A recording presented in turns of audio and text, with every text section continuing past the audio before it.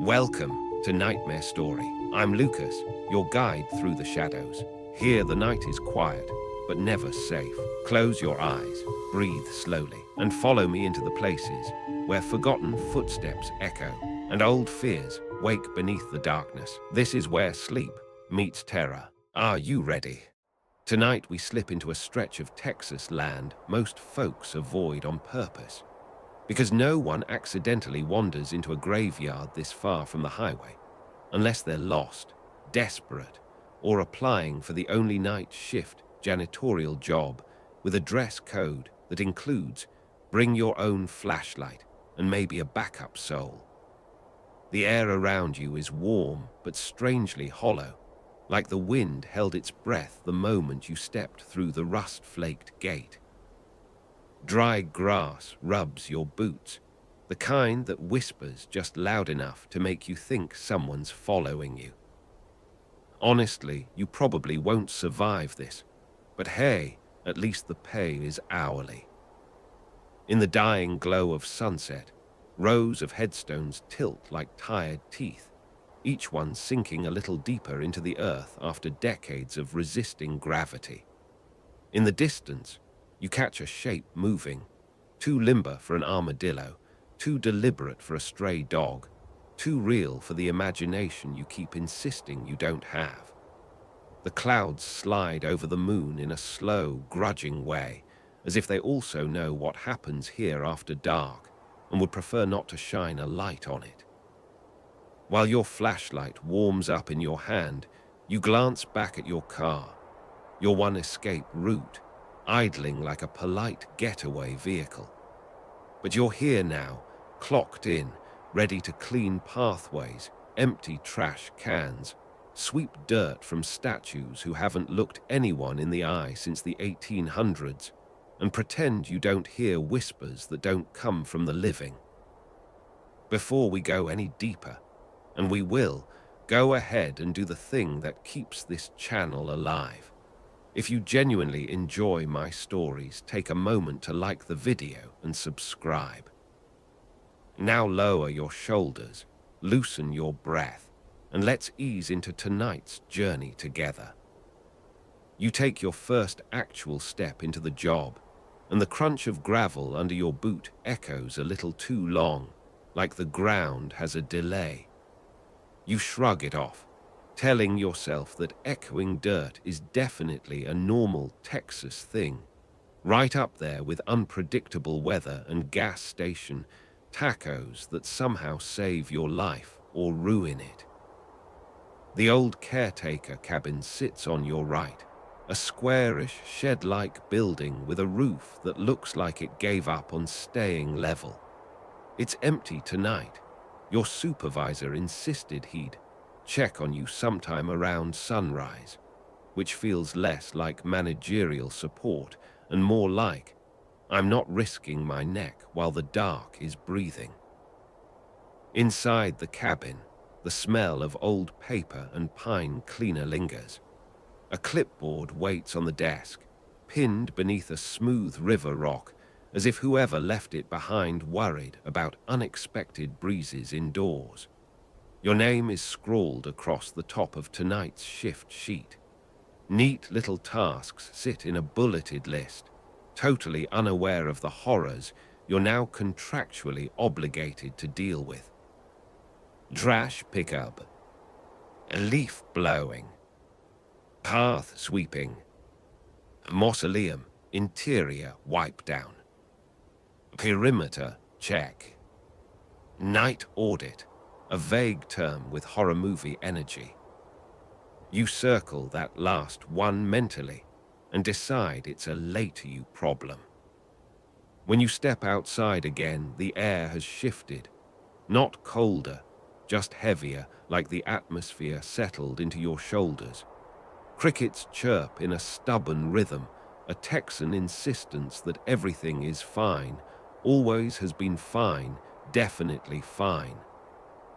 You start with the basics, emptying a metal trash can near the gate. Easy, comforting, familiar. Then you spot something odd mixed into the trash, a folded bit of paper wedged between two wilted plastic flowers. You consider tossing it without a glance, but curiosity taps your shoulder. The note reads, "Don't sweep the paths after midnight. He follows the sound." You blink twice, then a third time, just in case the universe is glitching. It is. You slip the note into your pocket because obviously you're keeping that. That's not trash. That's a survival tip. You also make the conscious decision that sweeping is now officially retired from tonight's goals. The flashlight beam wobbles across rows of grave, catching the edges of stone angels and iron fences. Most angels look mournful. One looks annoyed. You decide not to overthink that. You walk deeper into the cemetery, the grass brushing your ankles like cold fingertips. Somewhere to your left, a gate creaks, long, slow, expressive. You freeze. Texas wind can do that. Also, ghosts can do that. You remind yourself to stay rational, which is not easy when something crunches behind you. Not fast, not loud, just there, like a single step. You turn your head slowly, flashlight raised, mouth dry. Nothing. But the grass is parted, in a line, as if someone walked through it seconds ago. You whisper, "Nope," under your breath, a soft little bedtime mantra. You continue along the path, the gravel somehow crunching quieter now, as if trying not to attract attention. You pass a family plot from the 1930s. The names are long faded, but the dates are still readable. The surrounding fence is bent at one corner, the kind of bend that looks too deliberate to be storm damage. On the far side of the plot, a shadow shifts, again not windish, more walkingish. A joke bubbles up, because panic is best served with humor. Great, first night on the job, and I'm already being audited by the undead. You move on, mostly because standing still feels like sending an RSVP to the afterlife. The moon pushes through the clouds just enough to cast a faint silver sheen across the graveyard, and that's when you notice the footprints. Not yours. Not human, really. Long, narrow, like someone dragged their toes instead of lifting them. They lead toward the oldest part of the cemetery, the part you haven't visited yet, the part you already decided should remain unvisited, the part your supervisor described as historically rich, which you're beginning to translate as haunted enough to get a tax exemption. The footprints vanish into a patch of shadows where the trees lean too close. You shine your flashlight in, expecting dirt, roots, maybe a stray beer can from teenagers who misjudged their bravery. Instead, you see a shovel. An old one. Half buried. Still damp with soil. And a freshly disturbed mound of earth beside it. Your heart does a small, resentful somersault. You aren't paid enough for anything involving fresh dirt in a graveyard.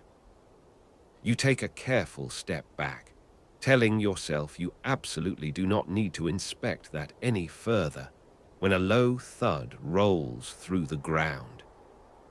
Not a sound above you, below. A hollow knock from the earth itself. Your breath stutters. You grip the flashlight tighter. Another thud. Then a dragging scrape. Someone or something is trying to push upward from inside that mound. You pivot, you walk, quickly, calmly, elegantly terrified. As you create distance, the knocking stops.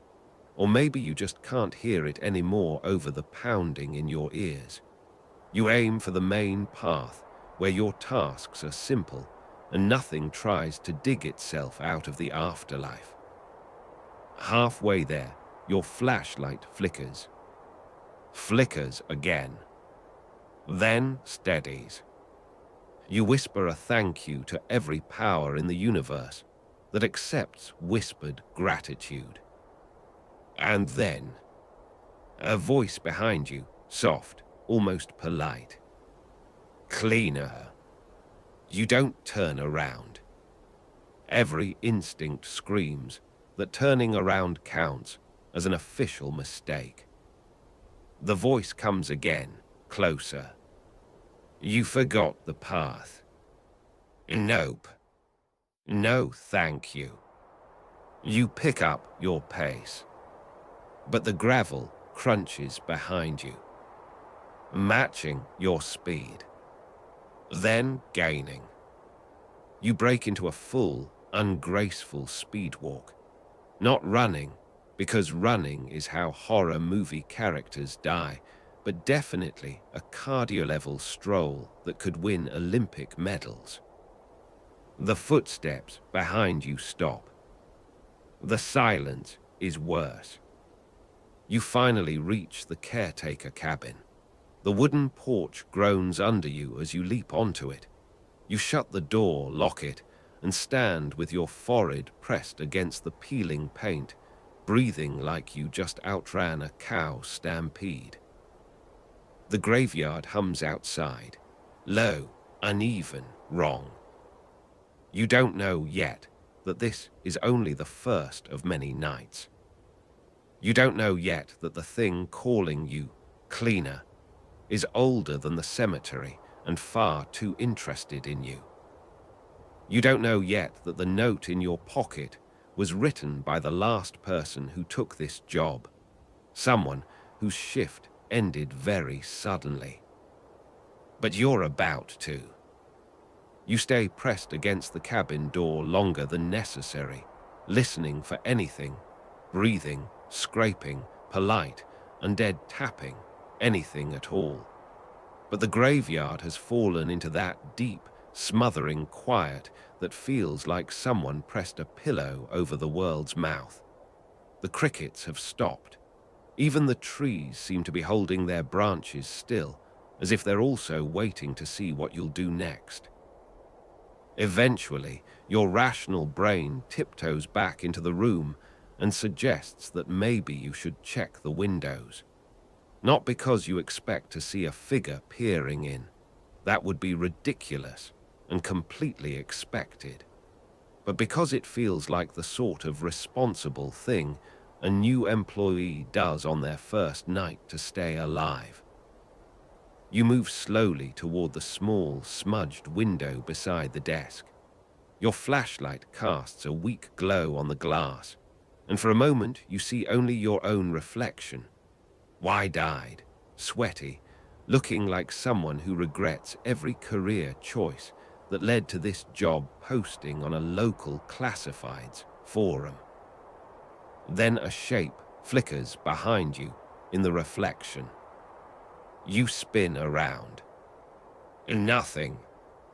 Just the mop bucket, which was closer than you remembered. Okay, you whisper, voice barely audible. Nope, that's fine, we're fine. The mop is allowed to have opinions about personal space. You step back toward the window. The graveyard is still empty, too empty. Even the wind refuses to move the grass. You notice a switch near the cabin door labeled perimeter lights. You flip it. A series of dim yellow floodlights sputter to life around the graveyard, their glow weak but steady, like old lanterns trying their best. The added light is comforting for approximately 3 seconds, right until you see movement far down the path. A figure, still, facing your direction. Half lit, too tall to be anything normal. Your brain rejects the sensory input like a toddler rejecting vegetables. Nope, incorrect, try again. And yet, there it stands. Long arms, head tilted slightly, like it's curious about you. Feet positioned in that same toe dragging where you saw in the footprints. Then, the lights flicker. The figure vanishes. Just gone. Nope, you say again, because honestly it's become your catchphrase. You force yourself to breathe slowly, the way meditation apps tell you to, even though none of them ever include a setting called while being observed by a graveyard entity. You try to steady your hands and decide to focus on your next task, something harmless, something structured, something on the clipboard list that doesn't include get hunted by tall nightmare man. Trash pickup. Perfect. Trash is safe. Trash has never chased anyone, unless you count those wheeled bins on windy days. You step back outside, flashlight in hand, and something strange happens. The air feels relieved, as if the graveyard relaxes when you come out again. It's subtle, but you feel it, like you've stepped back into someone else's living room and they're pleased you didn't leave. You walk the main path, careful to avoid brushing the grass too loudly, because that note in your pocket has now graduated from mildly concerning to religious doctrine. You reach the next trash bin, this one beside a cluster of tin roof grave shelters from the late 1800s, little protective awnings built over certain family plots. The metal roofs ping softly in the cooling night air. You lift the bin lid, empty. Except not empty. A small fabric bundle sits at the bottom. You hesitate. The bundle is tied with red string, knotted tight enough to look deliberate. A little too deliberate. And sitting in a trash bin feels like a test, like bait. Naturally, you reach for it. It's surprisingly heavy, like a hand-sized stone wrapped in cloth. You lift it out, noticing small symbols drawn on the fabric, circles, slashes, shapes like broken compass points. They're done in charcoal, smudged but intentional. You weigh the bundle in your hand. There's something inside, something solid. A smart person would put it back. A cautious person would put it back. A person who makes good decisions ever would absolutely put it back. You untie the string. Inside is a rock. Just a rock. Smooth, dark, palm-sized, ordinary in every visible way. Then you turn it over. Someone carved a single word on the bottom. Your flashlight catches it. Run. Instantly, the wind picks up, fast, sharp, cold, like the graveyard inhaled deeply through its teeth. The tin roof shelters start to rattle softly. Grass hisses around you. Something moves behind you. You don't turn. Your body refuses. Your nerves revolt. Your survival instincts attempt to file HR complaints. A slow scraping sound crawls toward you across the gravel. Then breath, raspy, uneven, brushes the back of your neck. You drop the rock. It hits the path with a dull thud. You break into a sprint. Your feet pound the gravel as you run down the main path toward the central clearing. Your flashlight jumps in your grip, throwing jittery circles across tombstones and trees.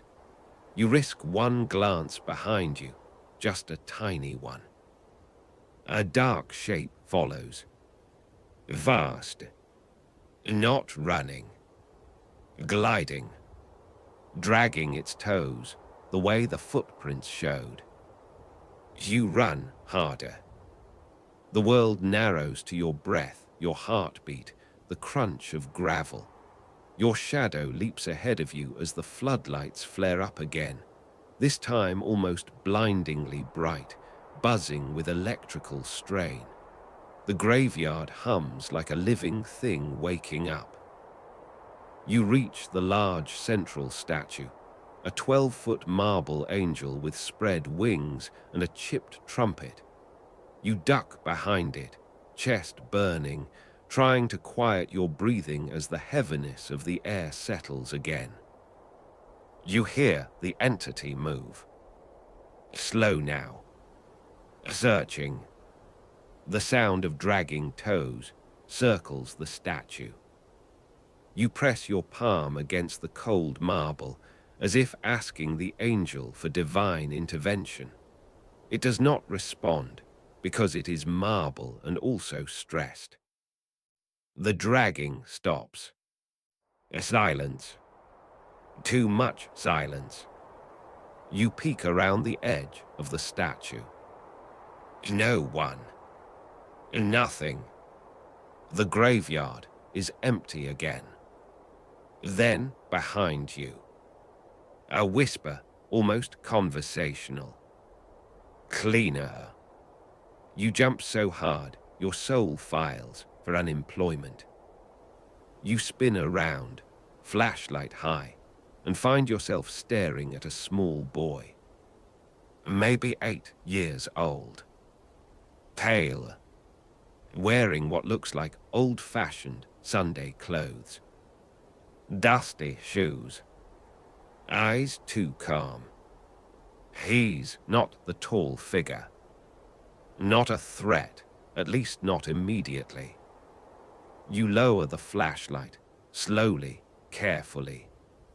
The boy tilts his head. You shouldn't be here, he says softly. You swallow. Trust me, kid, that makes 2 of us. He blinks, unamused. Children of the dead rarely appreciate sarcasm. You woke him, the boy says. You don't ask who him is. You have a strong suspicion. What does he want? Company, the boy answers. He doesn't like when people sweep. It sounds like calling. Calling what? The boy's eyes shift to the far end of the cemetery, where the shadows look thicker. Himself. Well, that's comforting in the same way a tornado is refreshing air movement. You look back at the boy, but he's already fading. Not vanishing dramatically, just thinning around the edges. Like moonlight, pretending to be a person. Wait, you say, reaching out. How do I stop him? The boy's voice drifts as he dissolves. You don't, you only endure. And with that, he's gone, leaving you alone with the graveyard and the thing waking inside it. You stand in the shadow of the marble angel long after the boy fades, waiting for something, movement, breath, footsteps, anything that tells you where it went. But the graveyard has settled again into its eerie, unnatural stillness. Nothing moves except your pulse, which is currently sprinting laps without your consent. You force a slow breath. In. Hold. Out. Any meditation instructor would be proud if they weren't fleeing this graveyard at top speed. Eventually, your legs unfreeze enough for you to stumble out from behind the angel. The floodlights flicker once, then hum back to a steadiness you absolutely do not trust. The air holds that charged feeling, like the moment before lightning or the moment before someone says, "We need to talk." Your gaze drifts to the task list again in your mind. Trash pickup, technically started. Sweeping, absolutely not. Leaf blowing, at this point the leaves can unionize for all you care. That leaves one task that suddenly feels safer than wandering around at random. Mausoleum, interior wipe down. Enclosed space. One entrance. One exit. Nothing sneaks up behind you from underground. Hopefully. You head toward the mausoleums, which sit on a small rise in the back of the graveyard. They're old stone structures, some with ornate iron doors, others simple and severe. The path leading to them is cracked and uneven, but your boots crunch steadily as you go, grounding you with every step. Halfway there, a warm breeze brushes past your face. Not normal. Texas nights give cool drafts or no drafts, never warm ones. This warmth feels exhaled. You pivot instantly, shining your flashlight behind you. Nothing. Again. But the warmth lingers, almost like something stood too close, then stepped back when you turned around. You shake it off and keep walking. The mausoleums loom larger as you approach, their stone faces pale under the floodlights. Moss crawls between cracks. Names are carved in fading letters, some legible, some long reclaimed by time. You pick the smallest mausoleum first, not because it feels safer, but because a smaller space seems easier to clear quickly if things go sideways. The iron door groans when you push it open, echoing through the empty chamber. Inside, the smell is old but clean, dusty stone, and faintly scented candle wax, like someone once tried to make it pleasant here. You sweep your flashlight across the interior. Empty. Two small marble coffins rest against the back wall. Cobwebs sag in the corners. Nothing looks disturbed. Good. You step inside. The temperature drops instantly. Not dramatically, just enough to make you aware that you crossed some kind of invisible threshold. You force a calm tone, as if addressing the unseen. Hi, just cleaning, nothing fancy. No sweeping, please ignore me. The silence feels almost approving. You wipe down the surfaces, your cloth skimming over the cool marble. The quiet becomes almost peaceful in a weird, crypt-adjacent way. The kind of quiet that makes you think you might actually survive this shift after all. A whisper drifts in. Not from behind you. Not from outside. From inside one of the marble coffins. You freeze mid-wipe, cloth hovering stupidly above stone. The whisper is faint. A soft, rhythmic murmur. Not words. More like breath trying to become speech. You take a microscopic step back. Hey, you whisper to the coffin. Listen, I respect your personal space. I deeply, passionately respect it. Please respect mine. The whisper pauses.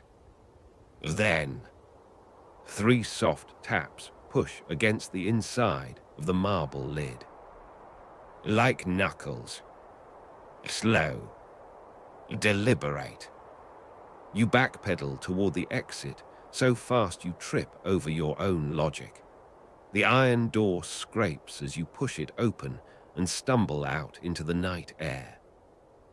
Outside, the graveyard feels like the safer option, which says a lot about how questionable things have become. You continue to the next mausoleum, telling yourself not to imagine tiny marble fists knocking politely for your attention. The second mausoleum has a double door and stained glass windows depicting an angel holding a lantern. The lantern glows eerily in your flashlight beam, the colors cold and unnatural. You check the door. Unlocked. Of course it is. Why wouldn't it be? When you open it, a gust of stale air rolls out, carrying with it a faint sound. You're not sure if it's wind or whispering. Either way, you pretend it's wind because denial is an important survival tool. Before stepping in, you scan the interior. 3 stone coffins. Dust. Shadows. The shadows seem to shift as your flashlight moves. Not dramatically, just a subtle ripple. Like something adjusting itself in the dark. You stay at the threshold.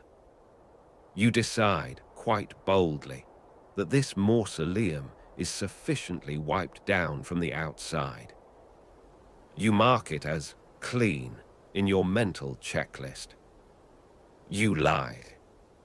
Next is the largest mausoleum, the one your supervisor mentioned as the family crypt for the founding folks. Its iron gates stand tall, the design ornate and tangled like vines. Above the doorway, a name is carved deep into the stone. HRGROVE. The letters are bold and strangely intimidating, even by graveyard standards. As you approach, something soft brushes your ankle. You jump, then look down. Nothing. Just grass. Still grass. The kind that should move when wind blows, except the wind has gone silent again. The Hargrove mausoleum door stands slightly ajar. Not wide, just enough to suggest someone entered recently. Or left. You swallow. Push gently. The door glides open more easily than expected, revealing a wide chamber lit by pale moonlight filtering through a narrow window high above. Marble coffins line the walls, 6 of them, each ornate, each bearing a nameplate. The air feels thick. Not cold like the first mausoleum. Warm. Like someone or something has been breathing here. Your flashlight drifts across the stone floor. Dust patterns streak the ground, except for one area near the center, a clean, perfect path leading from the door to the far coffin. A path recently walked. That coffin's lid is cracked open. Just an inch. Just enough to notice. Just enough to ruin your night. You inch closer, grip tightening on your flashlight. You don't know what you expect. A skeletal hand, glowing eyes, some sort of antique Texas ghost etiquette pamphlet. But you're absolutely not ready for what you find. Inside the gap, something glints. You kneel, heart pounding, and brush the lid aside another fraction of an inch. A folded piece of paper lies on top of the satin lining. Just like the note in the trash can. You reach in slowly and pull it out. Your skin crawls before you even open it. The handwriting matches the first note, unsteady, rushed. You unfold it. The footsteps are his breath. Stay where the lights can reach you. Do not let HIM speak again. You read it twice, then a third time. Your breath catches, because behind you, at the mausoleum door, gravel shifts, slowly, deliberately.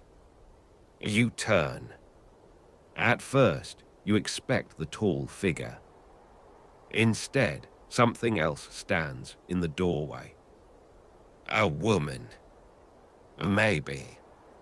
Her shape flickers like a reflection in rippling water.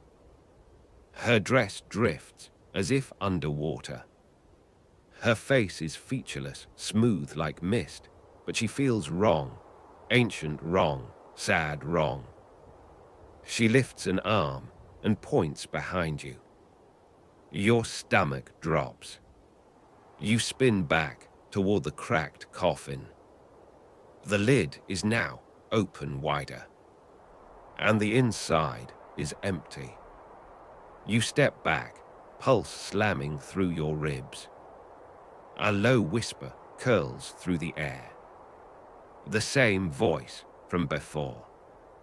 The same tone. The same uncomfortably intimate cadence.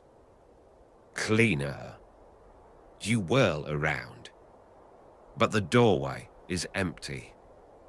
The woman is gone. The mausoleum is silent. Too silent. You back out slowly, keeping your flashlight sweeping back and forth. The moment you step outside, the temperature normalizes. The air loosens. You can breathe again. For approximately half a second. Because standing at the bottom of the mausoleum steps, tall, thin, head tilted, is the entity. The one with the dragging footsteps. It stares at you. Or you think it does. Its face is in shadow, and you can't see features. But you feel its attention, like a hand pressing your chest. Its arms hang too long. Its posture too still. And the air around it seems to ripple. You freeze as it takes one slow step forward. The gravel under its feet hisses. One thought hits you, clear as lightning. You are trapped.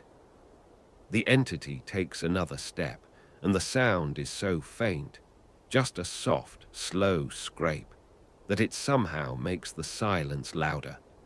You feel the vibration more than you hear it, like the ground itself is warning you that whatever this thing is, it shouldn't be walking here. Not on top of the earth, not in your direction.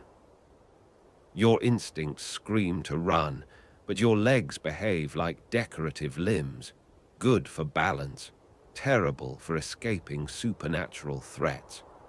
You slowly inch backward up the mausoleum steps, hoping the elevation will buy you a sliver of distance. Not safety. You've given up on the concept of safety, but maybe one more second of breathing. The entity pauses at the bottom step. It tilts its head further, a jerky, unnatural motion, like a puppet testing its strings. The moonlight catches the outline of its face just enough for you to see nothing. No features, just darkness. But the shape of it, tall, narrow, elongated, makes your skin crawl as if your nerves are trying to evacuate your body. It speaks. Not loudly. Not even clearly. Just one word. A cleaner. The voice is the same one from before, soft, almost curious, as if it's learning how to speak through borrowed bones. But now, up close, you notice something else, an echo under the syllable. Not a double voice, but a distant one. like someone repeating the word from underground. You fight the urge to look down at your feet. Something tells you the ground is listening. You swallow, throat clicking loudly in the quiet. You whisper, I'm off duty, because fear shrinks your IQ to single digits and sarcasm is your emotional support animal. The entity shifts. Not steps, not movement, just shifts. One moment it stands there. The next it leans closer by several inches, without any visible transition, like reality skipped a frame. Your heart slams, so hard you swear your ribs flinch.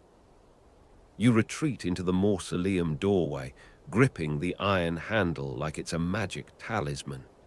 The entity steps up onto the first stair. Its long toes drag, scraping lightly against stone. The sound hits you like a static shock. You remember the note. The footsteps are his breath. Stay where the lights can reach you. You flick your flashlight directly at the entity, not sure if light even matters at this point. It stops. Just one halted moment, but enough to confirm. Light slows it down. Maybe. You back farther into the mausoleum interior, sweeping the beam across its form. The edges ripple like heat haze, not burning, but reacting, agitated. The entity lifts one hand slowly, as if reaching toward you. Its fingers are too long, joints bending in ways that make you reevaluate every anatomy class you ever slept through. You blink, and suddenly, it's gone. Not retreated, not stepped away, just gone. The night air goes still again, heavy, waiting. You stand frozen in the doorway, breathing through your teeth, trying to process the fact that your primary predator just vanished like a glitchy video file. You step back out onto the steps, sweeping the graveyard with your flashlight. Everything looks the same gravestones, the same shadows, the same unmoving trees. Nothing is different except the fact that you know something is out there now, something that follows sound, that moves in glitchy bursts, that says your job title like it's a summons. You descend the steps cautiously and force yourself to keep moving. Staying still feels like a mistake, like resting on a sinking ship. You retrace your path toward the center of the cemetery, trying to keep your light trained on every direction at once, which is anatomically impossible, but you try anyway. You pass a row of headstones so old, their inscriptions have melted into the stone. The grass around them is unnaturally flat, as though pressed down by something heavy, or something lying there. You shiver and keep walking. When you reach the open clearing again, the floodlights overhead buzz faintly. You glance up, one of them flickers, another dims, a third blinks out entirely. You swear quietly, because of course the lights are failing now, right when the note specifically told you to stay illuminated.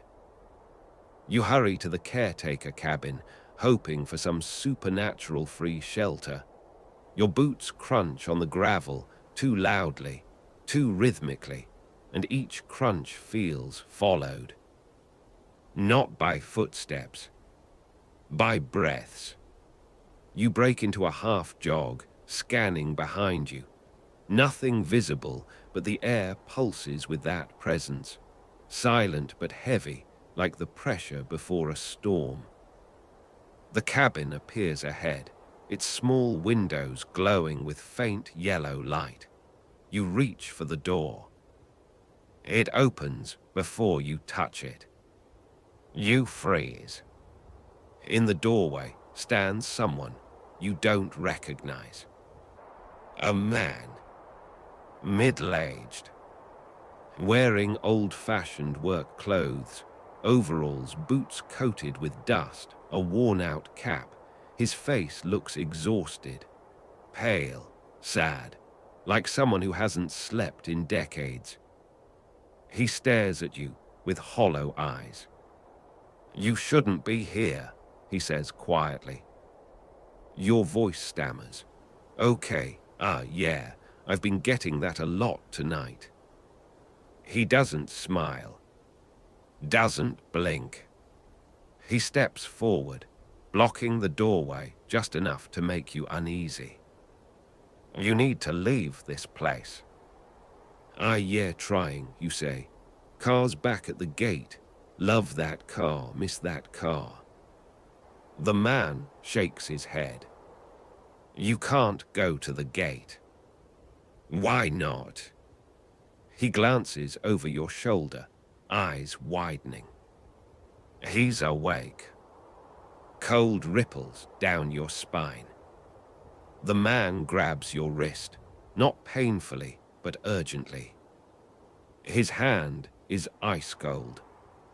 "You've got to break the pattern," he whispers, "or he'll follow you home." Your blood stops moving. Briefly, possibly illegally. "What pattern?" you manage to whisper. The man leans in, eyes desperate. He wakes for the sweeping. He hunts for the noise. He speaks for the living. You swallow.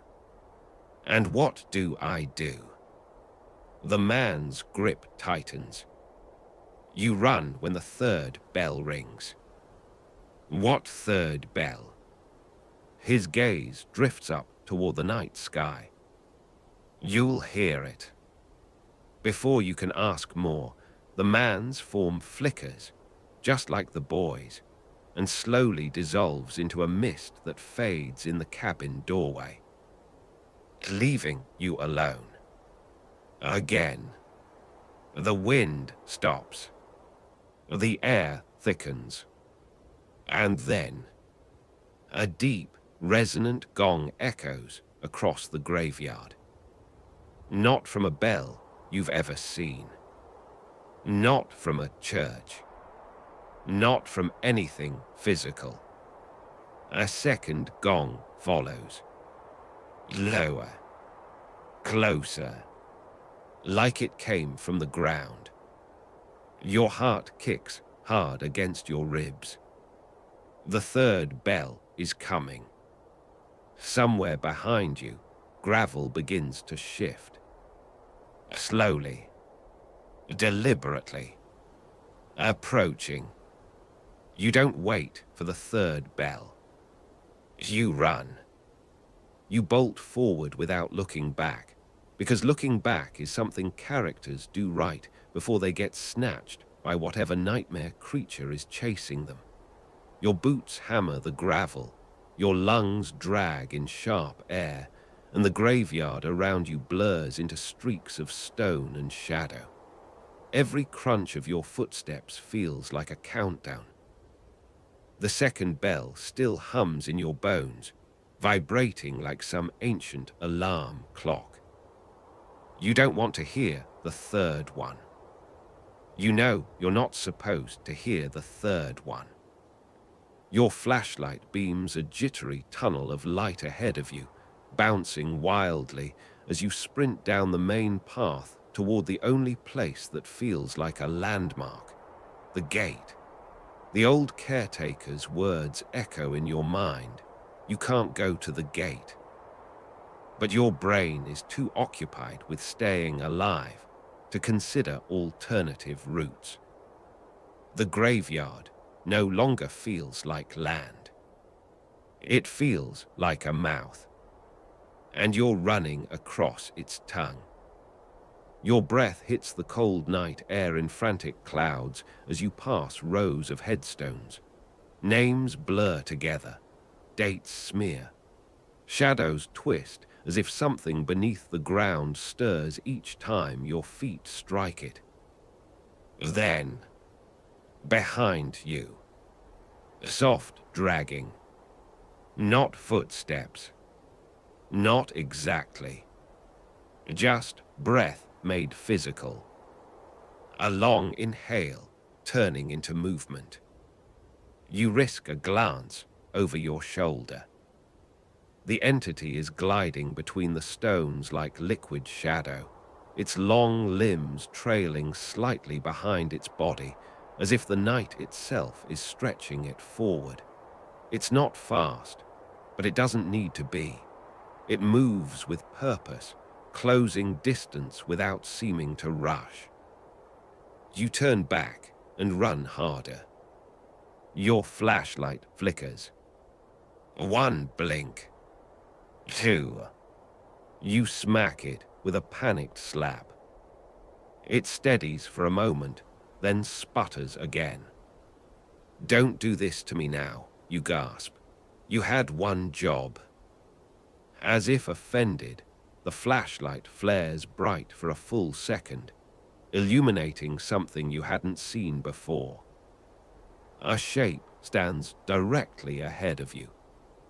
You skid to a stop so abruptly your knees scream.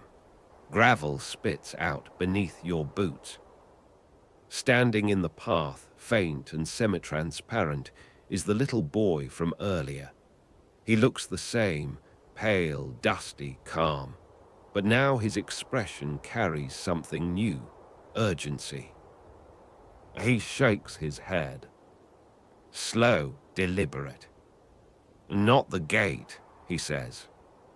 You suck in a breath. Why? He lifts his hand and points, not toward the gate, not toward the cabin, but toward a narrow dirt trail that splits off the main path and curls into the darker part of the graveyard, where the trees grow close together like skeletal ribs. You stare at the trail. Every instinct you have screams don't go that way. It looks like the shortcut to all the world's worst decisions. But the boy's face softens, almost pleading. Behind you, the dragging steps grow louder.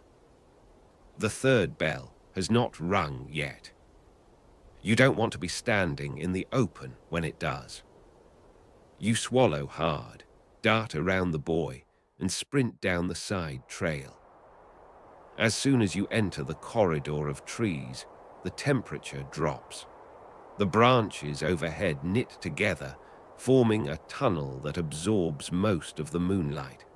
Your flashlight does little more than push back a curtain of darkness a few feet at a time.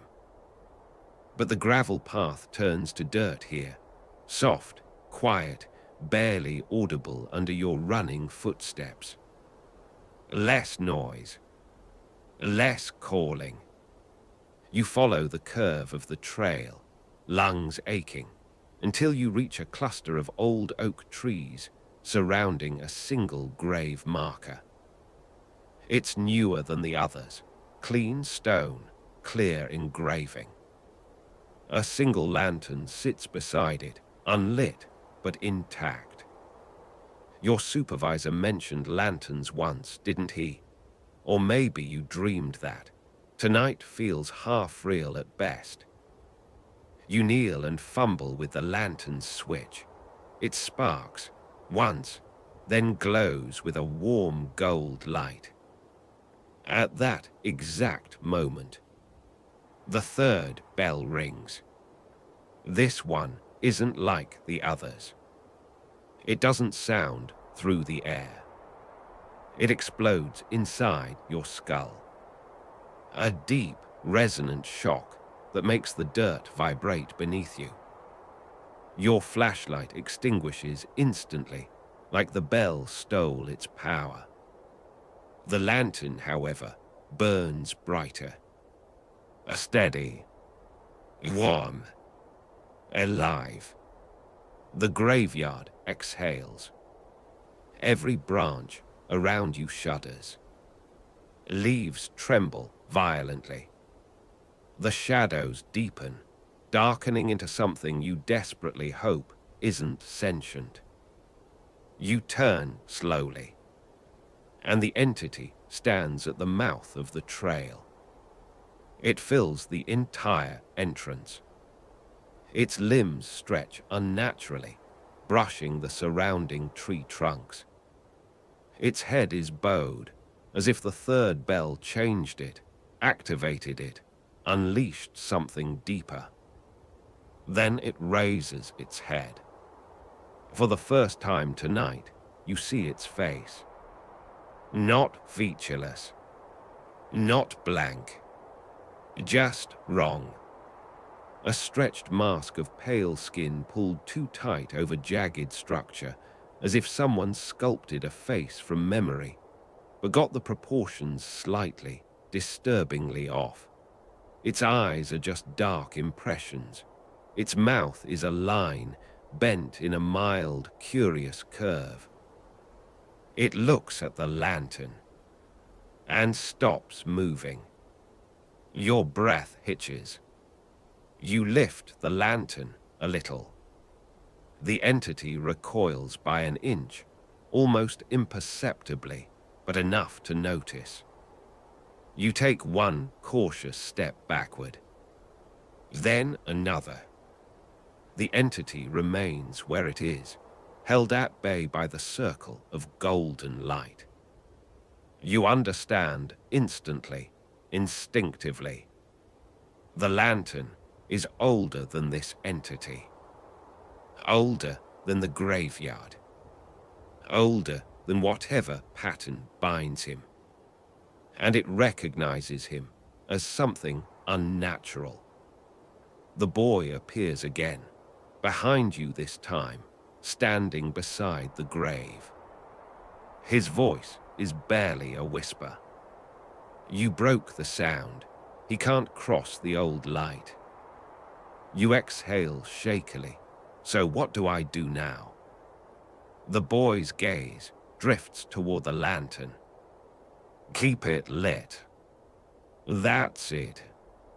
He nods. That's it. Behind you, the entity hovers, silent, breathing softly through those long, dragging footsteps, waiting for the light to falter. You tighten your grip on the lantern. The boy adds, almost sadly, "You made it through your first midnight." You blink first. The boy fades, voice lingering. He'll follow again tomorrow. And then he's gone, leaving you in the glow of the lantern. Protected, exhausted, and painfully aware that this job isn't just a job. It's an inheritance, a curse, a routine, a pattern that someone has to keep living through. You look toward the entity one last time. It watches, silent, waiting.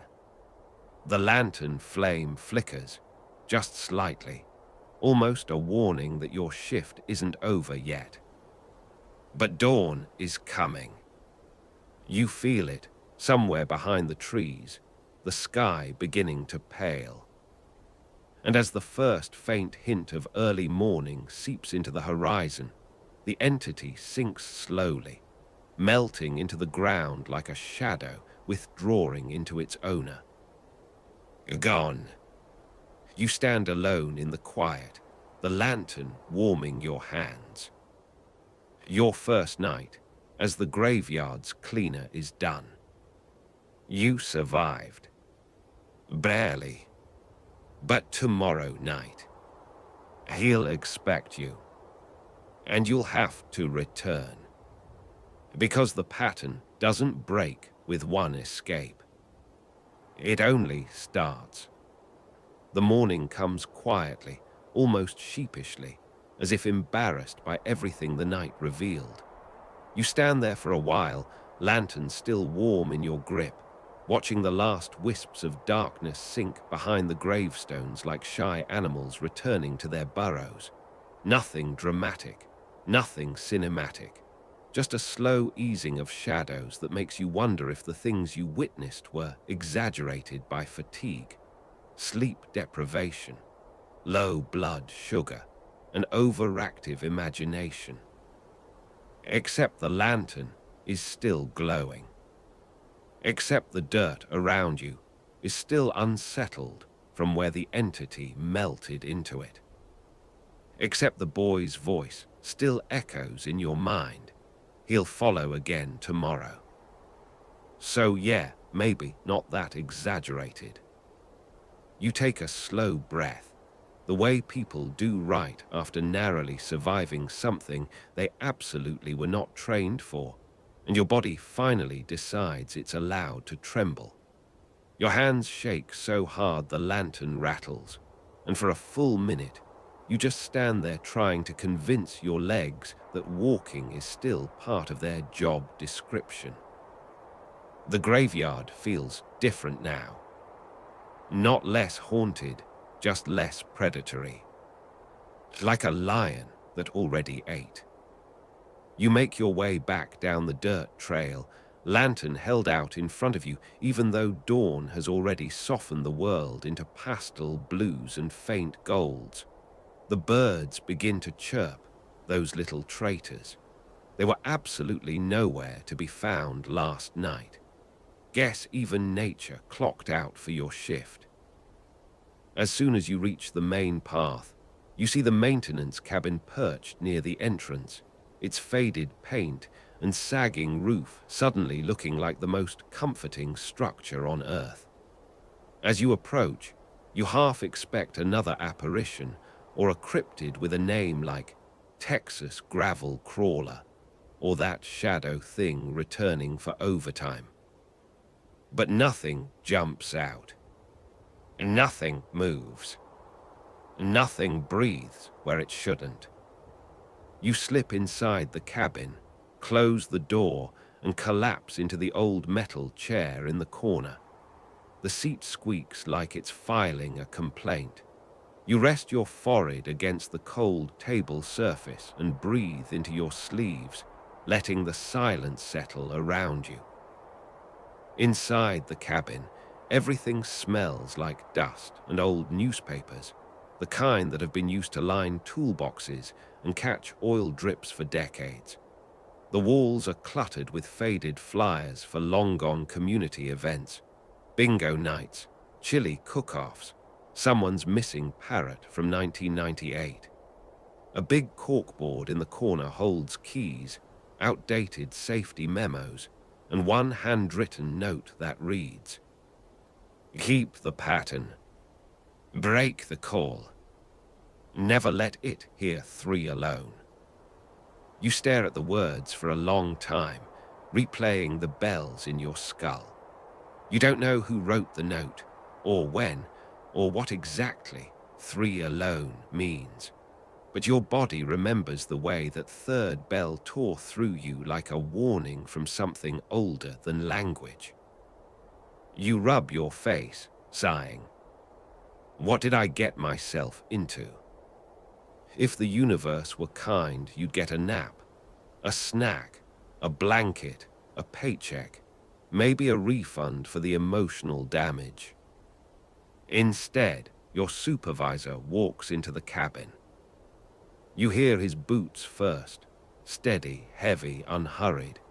He steps inside, removes his hat, and looks at you with an expression that's equal parts sympathy and, "Yeah, that tracks."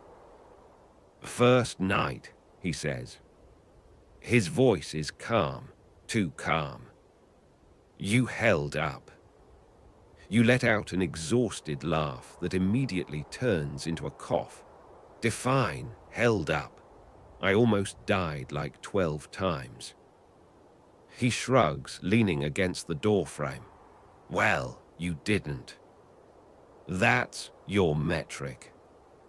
Pretty much. He sets his hat on a hook and examines the lantern in your hands. So it lit itself. It was already there, you say, at a grave, like someone left it for me.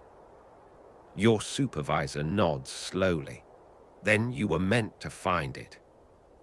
You blink. Cool, love that. Super comforting. He gives you a tired half smile, the kind worn by someone who's been through too many midnights to count.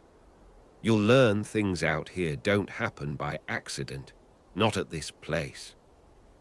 Right, you mutter. The haunted graveyard with the shadow boogeyman is all about destiny. Good to know. He chuckles softly, but there's no real humor in it.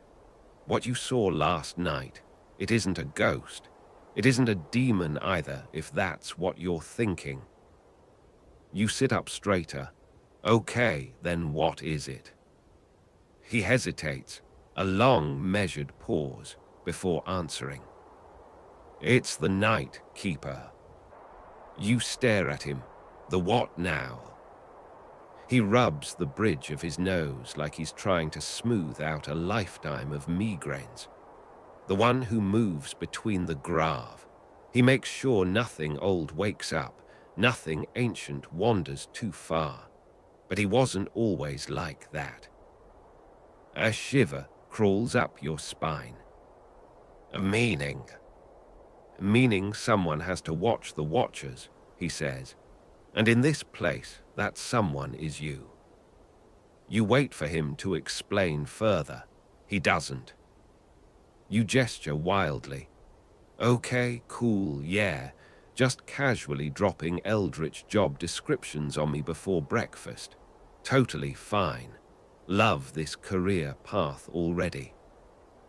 He actually laughs at that, quiet but genuine. Then his expression shifts again, turning somber. There's more you need to know, but not now. Not after a first night like that. Go home. Rest. You'll need your full strength for the second shift. I was afraid you'd say that. He taps the lantern.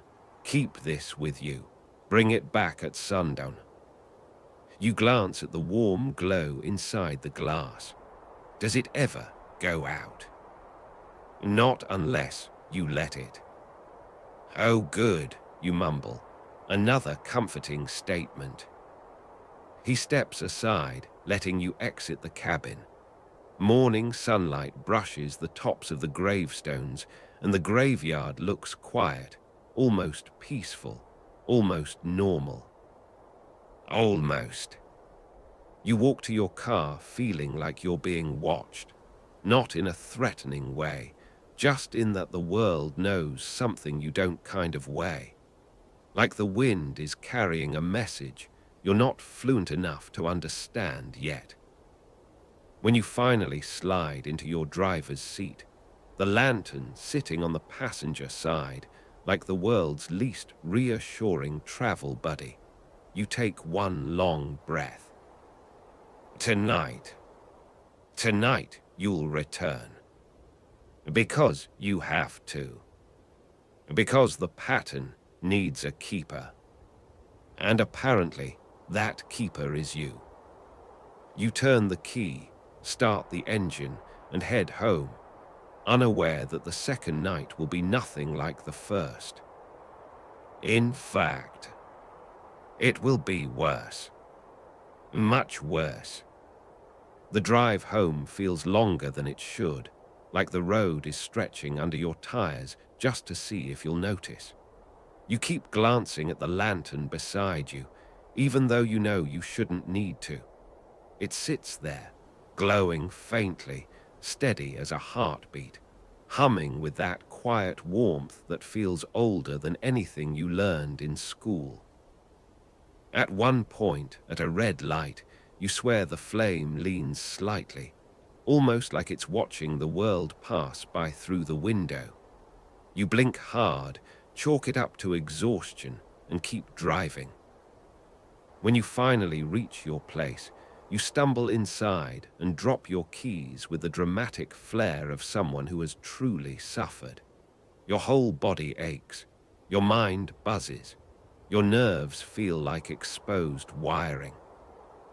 You set the lantern on your kitchen table. It brightens just a little. Okay, you mumble. You stay there. Don't wander off or catch my house on fire. Please, I'm begging. You peel off your work clothes, shower until the water runs cold, then collapse into bed with the weight of a sleep debt large enough to qualify for government assistance. You expect nightmares. Honestly, you sort of deserve nightmares. Instead, you fall into a sleep so deep it feels like being dropped into velvet darkness. No dreams, no sounds, no memories, just pure nothingness. When you wake, it's almost sunset. Your stomach growls like an angry stray dog, so you microwave something that claims to be food and shovel it down while staring at the lantern, which still glows steadily on the table. It hasn't dimmed. It hasn't flickered. It hasn't even shifted position. Good lantern. You're starting to trust it more than most people. As the sun sinks lower, painting your walls with copper light, you feel a strange pull in your chest.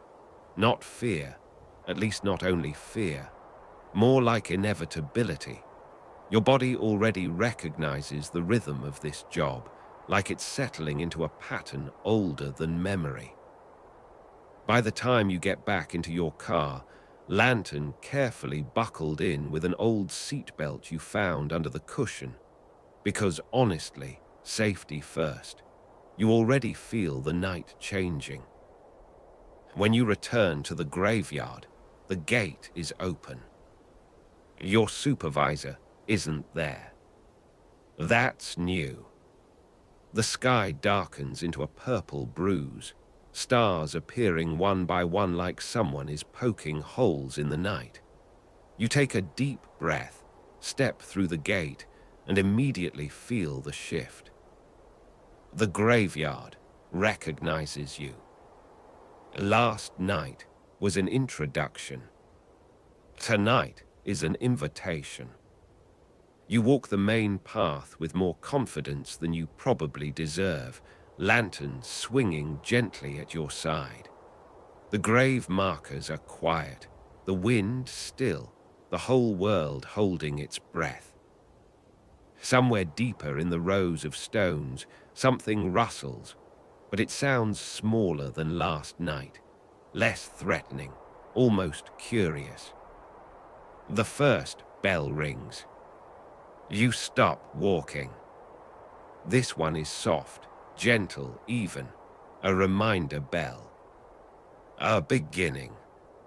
Something in the distance answers it. You grip the lantern tighter and move on.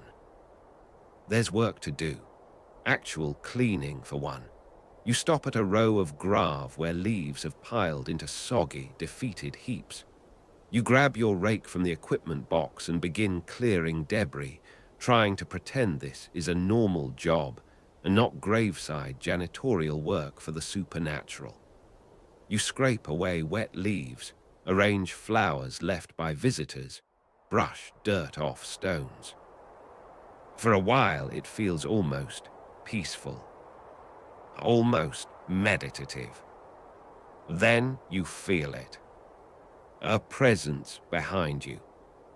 You freeze, hand tightening around the rake.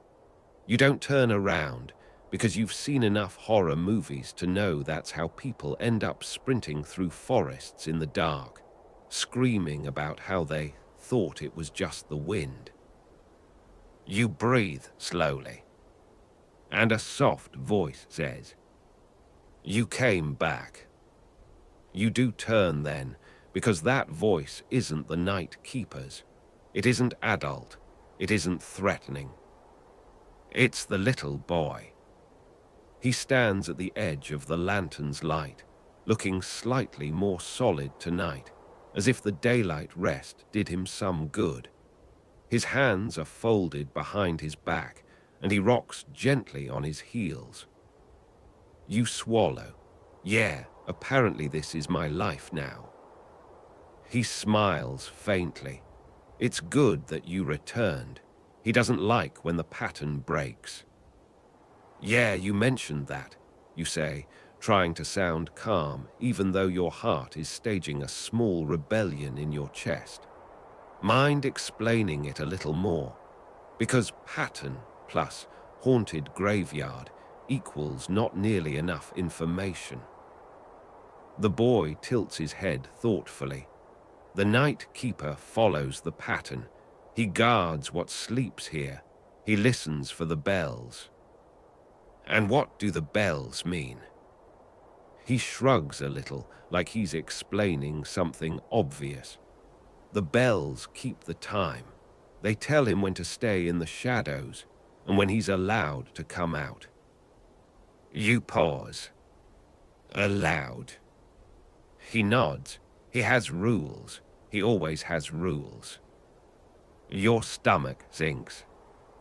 Do I have rules? He smiles again, this time a sad smile. You'll learn them. Great, you mutter. Love when ancient supernatural job manuals are written in riddle format, really user-friendly. The boy steps closer. He won't hurt you if the lantern is lit. That's what you said last night. It's still true. You clear your throat softly. Okay, but hypothetically, what happens if the lantern stops working? The boy's expression shifts. The air gets colder. Don't let it. Okay. Noted. Fantastic. Before you can ask anything else, the boy looks past you toward the darker part of the graveyard. His eyes narrow slightly. He's closer tonight. A chill creeps along your spine. Which he are we talking about? The night keeper or something worse? The boy doesn't answer. Instead, he fades, quickly, like someone pulling a sheet from a table. Gone. You're alone again. The second bell rings. This one is sharper than last night, more insistent. A reminder that the night is structured around it, whether you understand the rules or not. You turn slowly, lantern held high. And far down the main path, near the twisting oak where you found the lantern last night, you see it. A tall, impossibly still figure. Watching you. The night keeper. He doesn't move. Doesn't breathe. Doesn't blink. Just stands silently, his elongated form blending with the shadows, as if he stepped directly out of them. He's closer than yesterday. Much closer. And this time, he's not waiting for the third bell. You whisper to yourself. Okay, cool. Absolutely love this for me. Night 2 and he's already more clingy. You take a single step backward. The night keeper leans forward. Not a full step. Just a tilt. Like he's sniffing the air. Like he's testing boundaries. Your lantern glows brighter, responding on instinct, and he freezes again. Good lantern, best lantern. You lift it a little higher, and the night keeper sinks back a fraction, melting slightly into the shadows behind him. But he doesn't retreat. He's learning you, studying you, matching you. And that realization hits you like a cold slap. Tonight's pattern is different. Something has already changed. You grip the lantern tighter, ready to move, ready to act, ready to survive. Because if he's deviating from the rules, then so must you. You steady your breath, though steady is generous, because right now your lungs feel like two stressed-out ferrets fighting over a single grape. The night keeper stands at the far end of the path, too still, too aware, too present for comfort. Yet the part that bothers you most is how quiet he is. Last night, you heard him. The dragging steps, the unsettling inhale into motion, the soft crunch of dirt shifting beneath something that shouldn't touch the ground. Tonight, there's none of that. He simply is. You adjust your grip on the lantern and begin walking again. Not toward him, definitely not, but sideways, deeper into the rows of older grave where the stones crumble like chalk and the earth sags in tired ripples. Your boots tread softly through patches of brittle grass, and the lantern casts a low arc of golden light along the ground. For a few minutes, the world is quiet. Not peaceful, quiet the way a predator's den is quiet. Quiet because everything else is smart enough to hide. You tell yourself to focus on the job, cleaning, maintenance, the totally normal, completely mundane tasks listed on your very unhelpful employee sheet. So you start with the basics, straighten fallen decorations, sweep loose dirt, check the small plastic flower vases that always seem to blow over in the wind.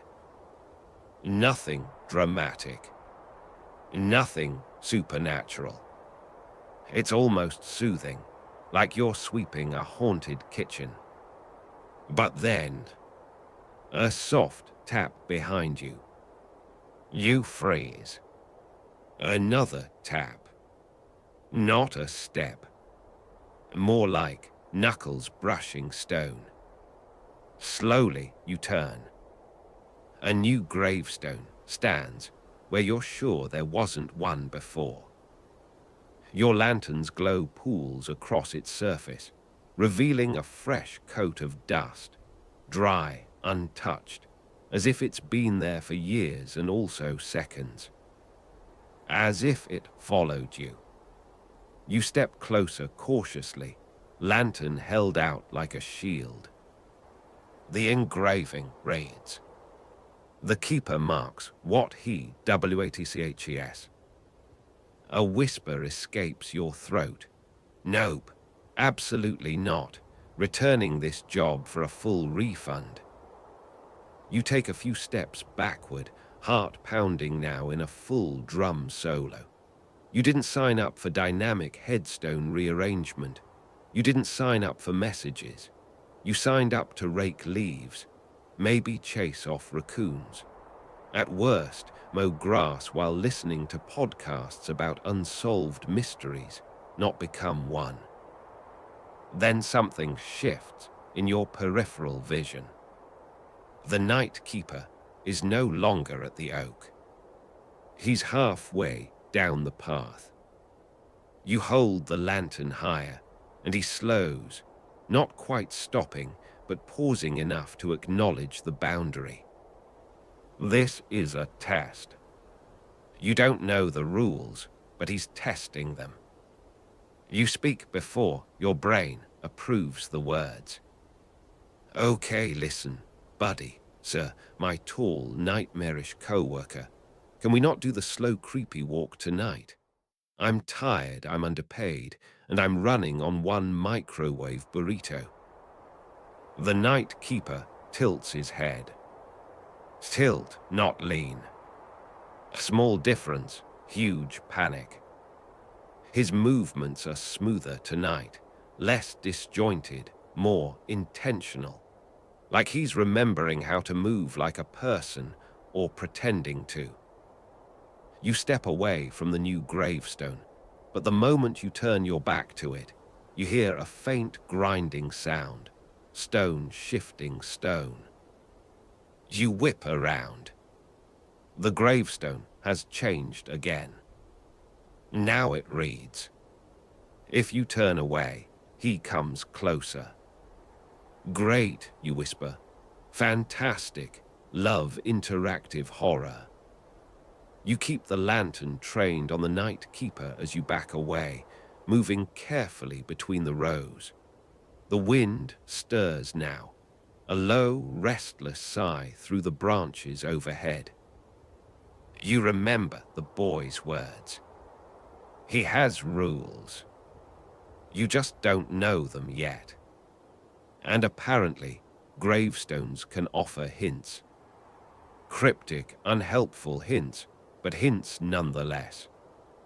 You glance back at the stone one more time. It has changed again. Keep HIM in the light. A simple directive. A terrifying implication. You exhale a shaky breath. Okay, easy enough. Don't let Mr. Spooky Stretch Armstrong hit the shadows. You shift your lantern toward him, its warm circle landing just barely on the edge of his figure. He recoils a fraction, like someone recoiling from a too bright lamp first thing in the morning. You take a small step forward. He steps back. Zai. Boundary confirmed. You take another step forward. He steps back again, but slower, more resistant, like the light stings but only a little. You whisper, "Yeah, that's right. We're social distancing tonight."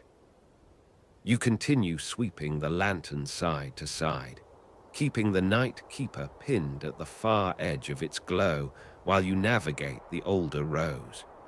His movements grow stranger, the way he shifts, turning not with full body motions, but with impossible folding angles that make your stomach dip. Then, a rustle to your right. You swing the lantern toward it instinctively. A shape darts between two headstones, small, fast, low to the ground, too quick to identify. Your breath snags. "Please be a raccoon," you mutter. "Please be a raccoon that's just built like a cryptid." A soft giggle echoes. "Not a raccoon." You whirl around, and the boy stands a few feet away, half behind a narrow marble pillar, peeking out like a child playing hide-and-seek. Except he's not playing. He lifts a finger to his lips, then points behind you. You turn slowly, dread pouring through your veins like cold syrup. The night keeper has moved again. He's closer than he should be.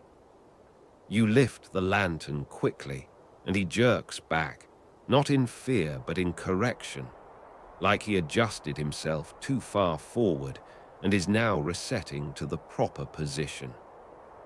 The boy speaks softly. He doesn't walk toward you. You swallow. He definitely does. The boy shakes his head.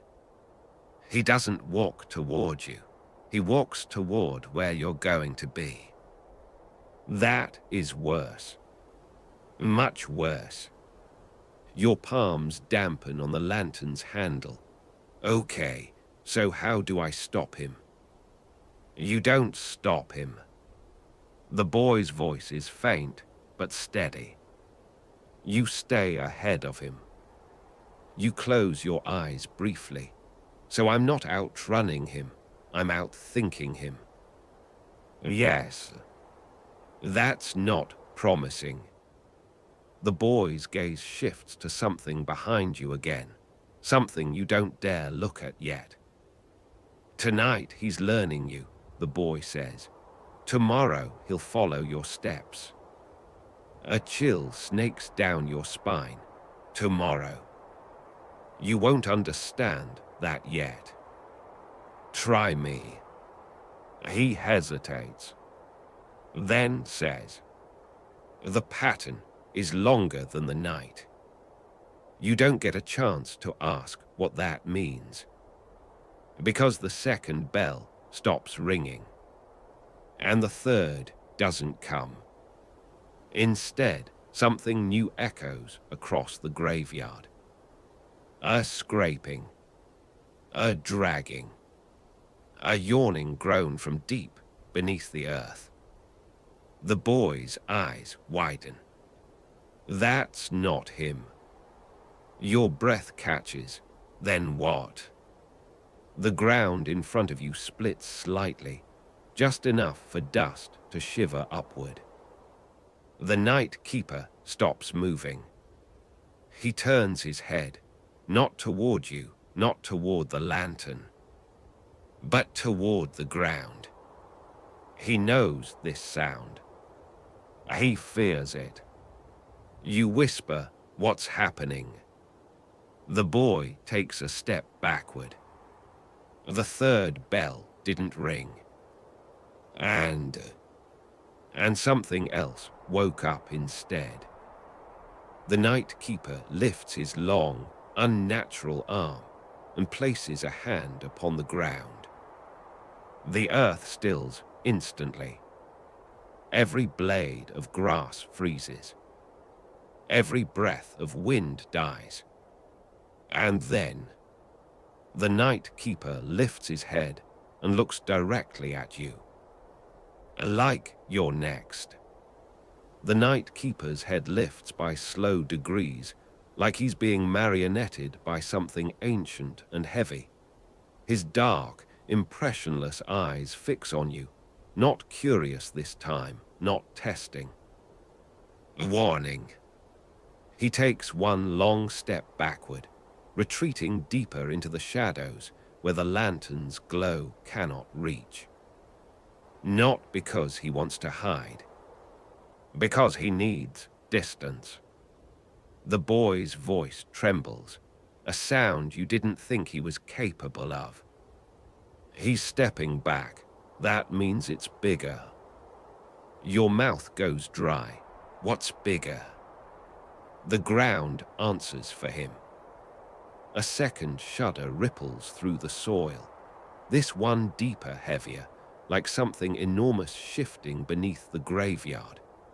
A low, subterranean groan echoes through the earth, vibrating your bones, vibrating the lantern glass, vibrating everything that shouldn't be vibrating.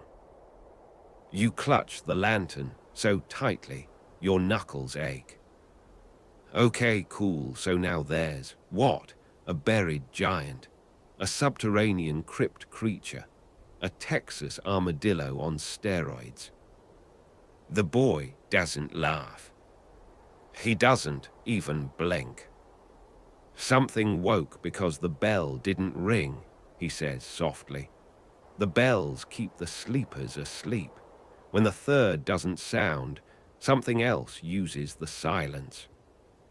Your pulse hammers. Then why didn't it ring?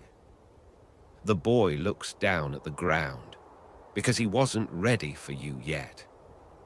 You point at the night keeper. Him, he wasn't ready. No, the boy whispers. You were. The earth groans again, this time a long, dragging exhale that raises a wave of dust along one row of grave. The dust lifts in a strange pattern, swirling inward, as if pulled by a slow-breathing lung beneath the soil. The night keeper straightens, his form stretching taller, thinning like a shadow under a rising flame. His limbs elongate to unnatural proportions, and he plants one long hand into the dirt. The earth stills again under his touch, but only briefly. It's not enough. For the first time, the night keeper seems strained. You whisper, is he trying to keep it down there? The boy nods. He can hold it for a moment, but not forever. Hold what? He lifts his eyes to yours. The one who wants to wake. Oh, absolutely not, you mutter. No waking allowed. Zero waking. Everyone stay asleep. This is a sleep-only establishment. But the earth doesn't listen. Something beneath the ground breathes again, louder, deeper. The grave around you tremble, tiny pebbles rolling across the dirt. The boy flinches. He's calling to you. A cold thread of dread winds through your chest. Who? The one that sleeps where no one visits, the boy whispers. The one he guards. Your voice cracks. The night keeper guards it, or guards US from it. Yes. That wasn't helpful. Another groan shakes the earth. A narrow crack splits across a grave to your left. Just a hairline fracture, but deep, dark, and impossibly hollow. The lantern flame flickers violently. You take a single step forward instinctively, lantern raised. And something presses back from below. A breath, hot and damp, pushes through the crack and hits your face like air exhaled from a deep cavern. You recoil. Nope, nope, nope. Do not breathe on me from the afterworld. That is a boundary. But the air exhales again, this time dragging in the dust around your boots, pulling it toward the crack as though inhaling. You look at the boy. He looks terrified. He wants to smell you, the boy whispers. You almost drop the lantern. What? He's curious, the boy says. He can smell the new keeper. He wants to know if you're strong enough yet. I am absolutely not. The boy doesn't argue. A long, slow rattle emits from the crack in the earth. Half growl, half whisper, half something ancient unsticking itself from centuries.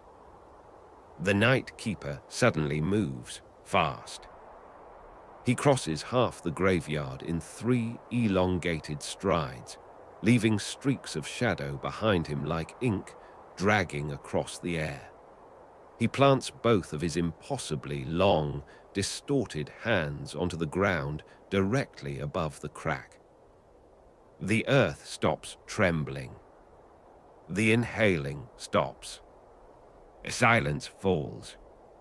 Then, the night keeper lowers his head to the dirt, as if listening. His body twists, jerking in a series of unsettling, inhuman angles.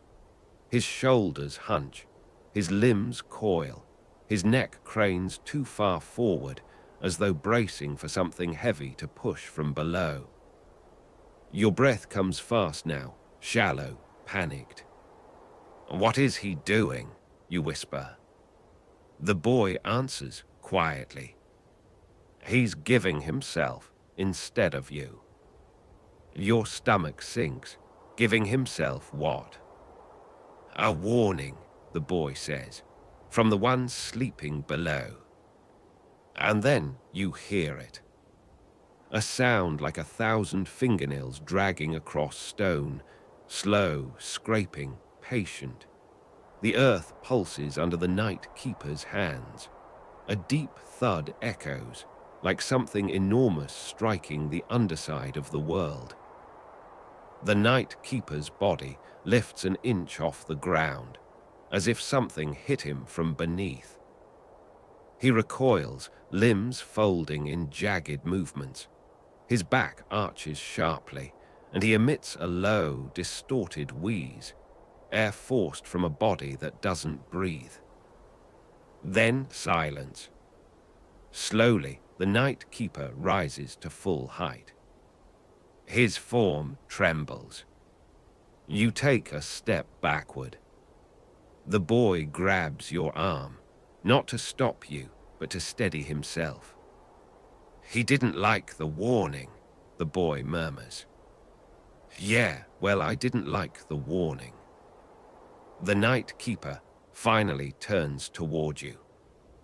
His posture is wrong, even more wrong than usual. His limbs quiver. His head tilts in short, jerking motions, like he's trying to communicate something but doesn't have the physical ability. And then, he takes a step toward you. Not fast, not aggressive, not predatory. Just a step. A message. The ground beneath you vibrates faintly in response, as though whatever sleeps below has noticed your movement. You freeze. The night keeper stretches out one long, spindly arm, slowly, carefully, and points at you. Then he points at the lantern. Then he points at the ground. The boy whispers, voice trembling. He wants you to run. Your heart lurches. Where? He doesn't care where, the boy says. Just away from here, away from this crack, away from the sleeper. But won't running make him chase me? Yes. That's not helpful. It's still better than the thing waking fully. A deep rumble grows in the earth beneath you, shaking your ankles, swirling dust upward in soft spirals. The night keeper moves again, another step, and this time you understand the urgency in his shifting posture. You turn. You run. You don't have a direction. You don't have a plan. You only have a single instinct burning through your body. Get away from whatever wants to wake up. As you sprint between gravestones, the boy's voice echoes behind you, faint, distant, desperate. Don't let the lantern go out. And you swear you can hear something pursuing you.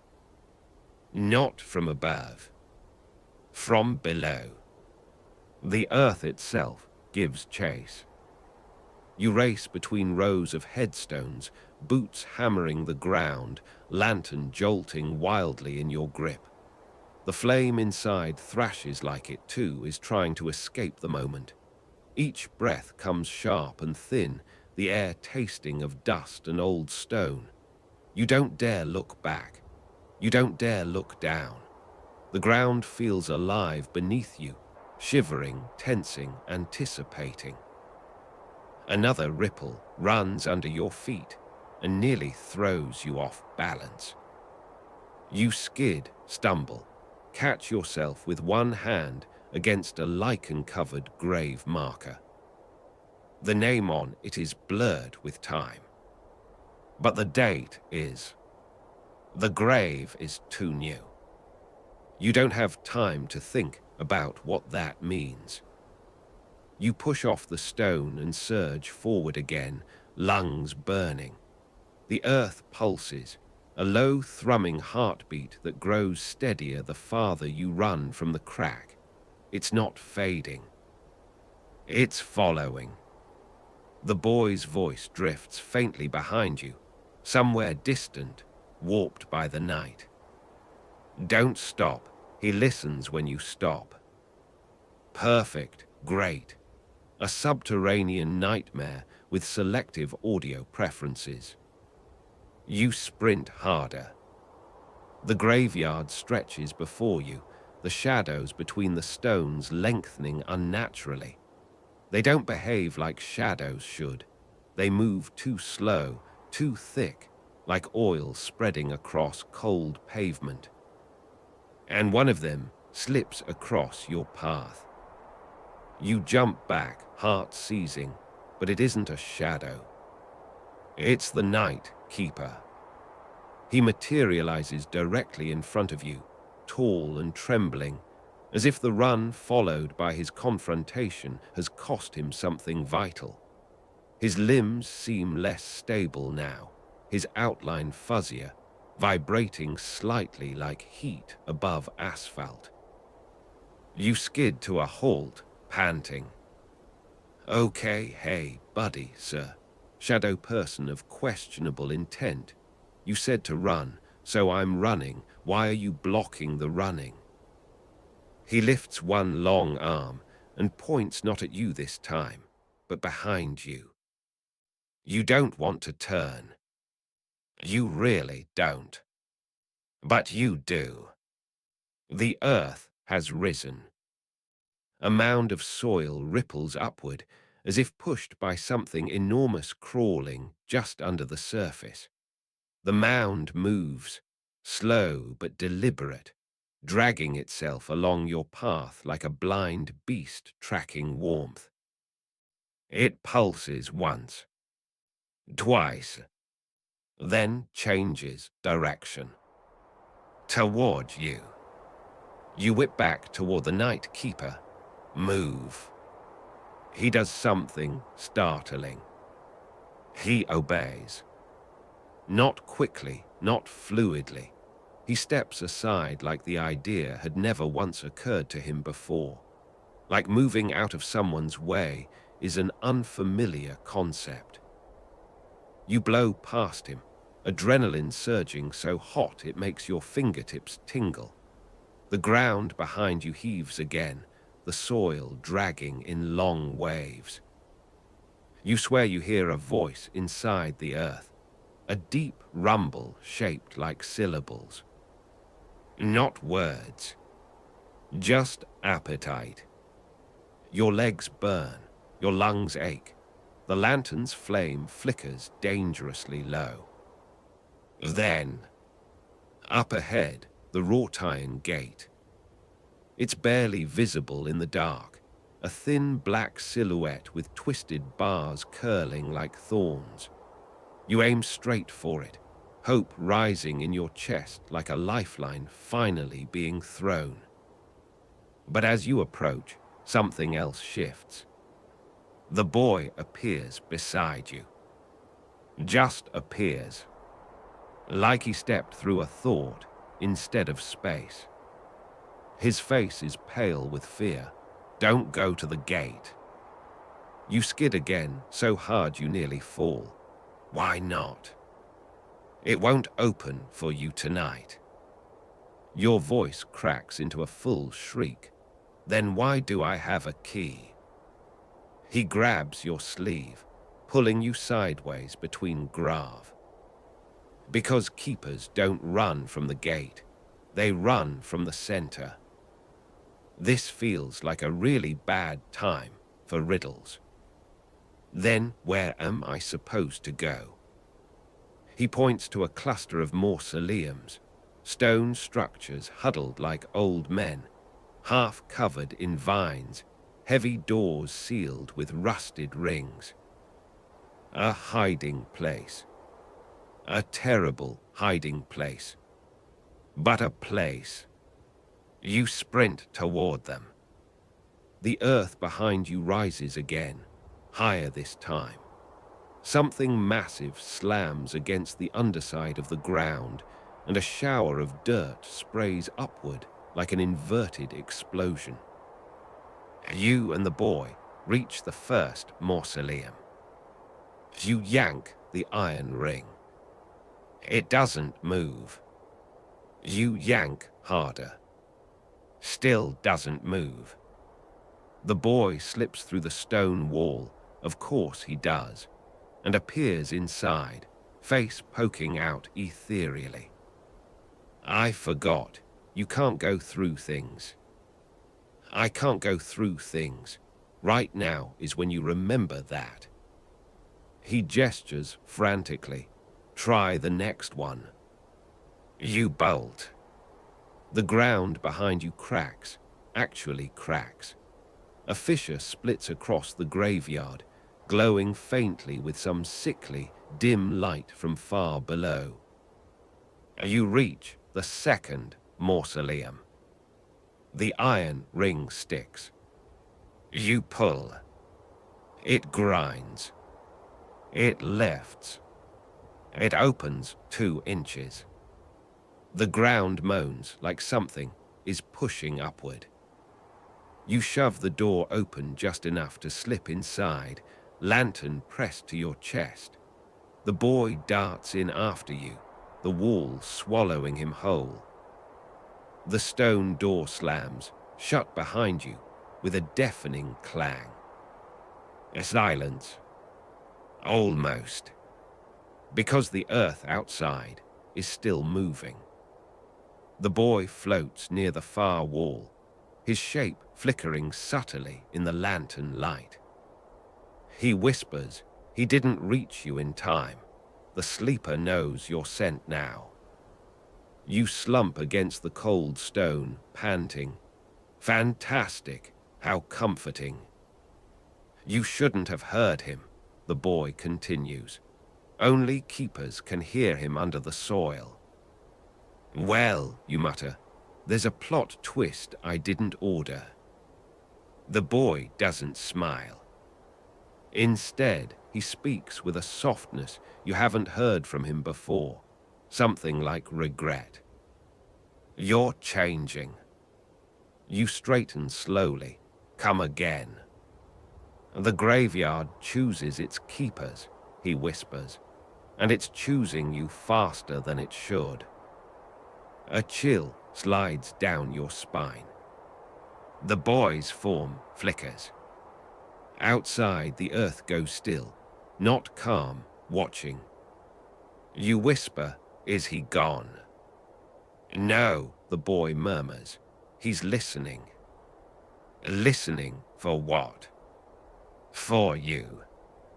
You tighten your grip on the lantern, suddenly aware of how tiny the flame is. How alone it feels. How alive the silence has become. And somewhere deep beneath your feet, the ground breathes. Soft, slow, hungry.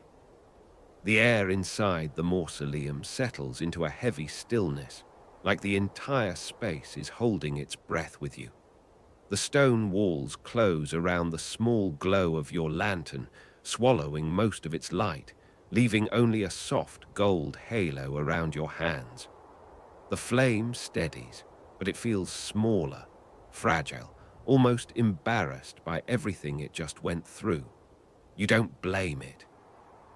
The boy hovers a few feet away, more transparent than you remember, almost like the mausoleum doesn't entirely approve of him being in here. His outline fuzzes, then steadies, then fuzzes again. He glances at the stone door, then at you. He stopped moving, he whispers. You swallow. Good. Not good, he corrects, shaking his head just enough to make his hair shimmer like dust in moonlight. It means he's waiting. Waiting. A concept that shouldn't feel threatening, but absolutely does when applied to something big enough to push the ground upward like a stretching cat.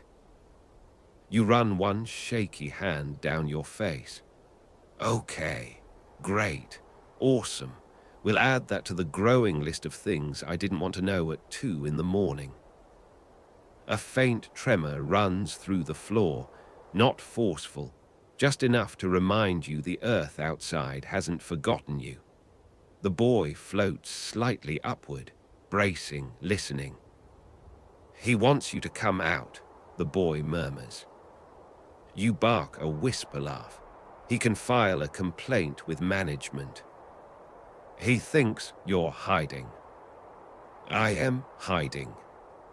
It makes him curious. Well, he can be curious from literally anywhere else. The boy's expression tenses. He approaches the far wall, reaching out. His hand dips into the stone like it's water, He retracts it slowly. He's trying to feel where you are, he whispers. The stone muffles it, but not enough. You tighten your grip on the lantern, as if its warm glass could act as some kind of shield. The flame flickers subtly in reply, like a nervous nod. So what happens if he finds me, you ask? The boy doesn't answer immediately. He stands still, eyes downcast, as if weighing how much truth you're ready for. Finally, he'll decide if you belong with him. You shut your eyes. With him. He likes keepers, the boy says, but only when they're ready. When you ran earlier, he smelled your fear. Oh, that's great news, you mutter. I'm basically a walking anxiety-scented snack pack. The boy doesn't laugh at that either. Apparently, this isn't a comedic situation for him. Understandable. You slowly push yourself off the wall, pacing the mausoleum's small interior. Okay, so say hypothetically, just hypothetically, we don't want to bond with the crypt creature. How do we make him lose interest? The boy watches you with that unreadable, ancient sad expression he gets sometimes. You can't. Wrong answer. He's part of the graveyard, the boy continues softly. And now, so are you. You stop pacing. What does that mean? You feel it, don't you? He whispers. How the ground doesn't push you away anymore. How you heard him in the soil. Your fingers curl slowly around the lantern handle. Because you do feel it. The tremors in the earth don't just rattle your bones. They resonate with something deeper, something you don't have a name for. A strange pull under your ribs, a pressure behind your heartbeat. A faint, almost invisible thread between you and the soil. You ignore it. Because acknowledging it makes it worse. What's happening to me, you ask? The boy lowers his eyes. You're becoming a keeper. You exhale a long, shaky breath. Nope. I did not sign up for supernatural job promotions. You didn't have to, he says. The graveyard chose. That phrase again. The graveyard chose. Outside, the earth lets out another faint groan, this one stretching through the soil like a deep sigh full of expectation. It vibrates the stone under your boots. The lantern crackles. He's calling again, the boy whispers. You back up, ignore him. You can't, the boy says. He's not speaking to you with sound. Then with what? The boy points to your chest. With this. Oh, perfect. Now your heart is apparently on a mailing list. You rub your fingers across your sternum, trying to scrub away the sensation, but it doesn't go anywhere. The pressure is light but constant, like the world pulling you forward by invisible hands. He thinks you're confused, the boy adds, voice softening. He thinks you're resisting because you don't understand your place yet. Your voice lifts sharply. My place is outside that thing's digestive radius. The boy's form flickers once, so faint you can see the crypt stone through him. He's not hungry, he whispers. Not like that. Well, he breathes like something hungry. He's hungry for a keeper, the boy says. You sit, hard. The stone bench along the wall is cold enough to shock some clarity back into your thoughts. You stare at the lantern flame. It stares back, flickering like it knows something you don't. The boy drifts closer, folding himself down to hover at your eye level. You can't stay in here forever. He'll wait until sunrise if he has to. Sunrise helps, you ask hopefully. No, sunrise is when he gets stronger.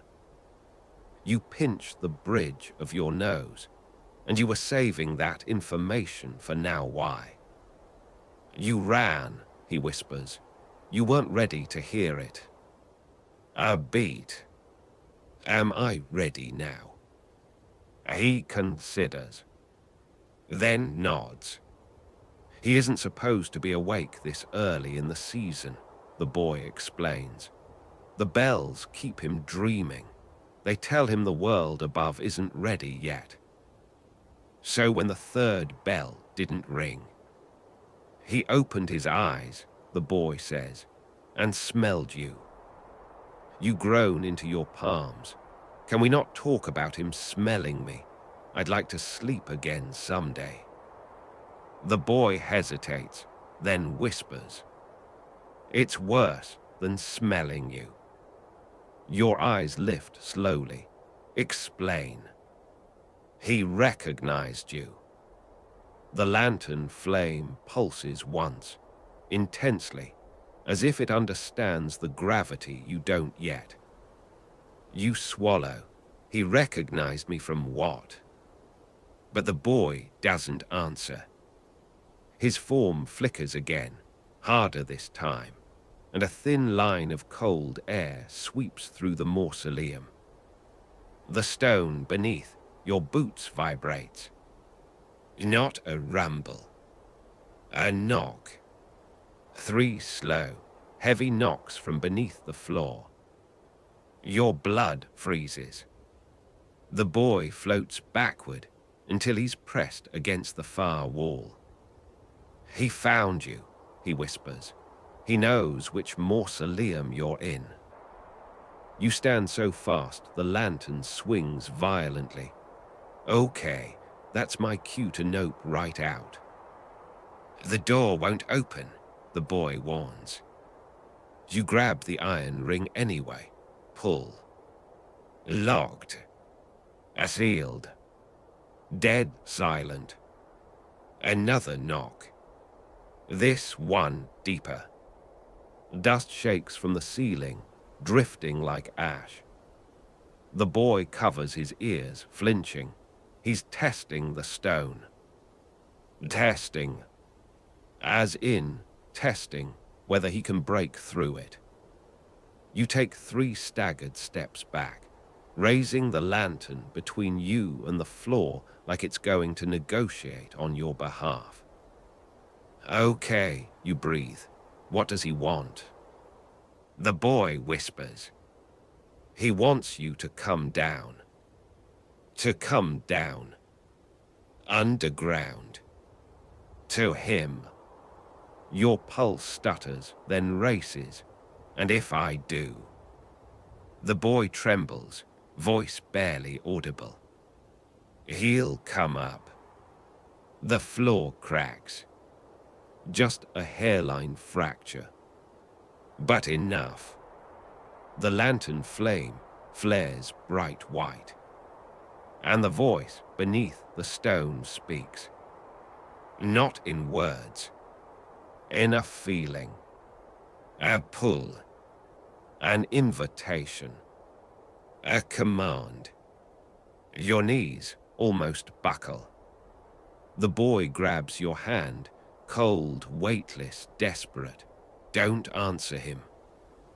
Your chest tightens, breath hitching as the voice coils through your bones.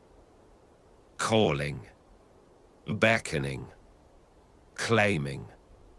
Your vision blurs. The lantern glows blindingly bright. And something in the earth whispers. Keeper.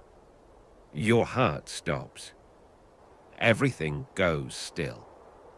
Then, the stone cracks again. Wider. Your fate teeters on the edge of the fracture. The crack widens with a slow, grinding stretch, stone straining, dust drifting upward in lazy spirals that sparkle in the lantern light. You freeze, hand locked around the lantern's grip, breath stuck somewhere between your ribs and your throat.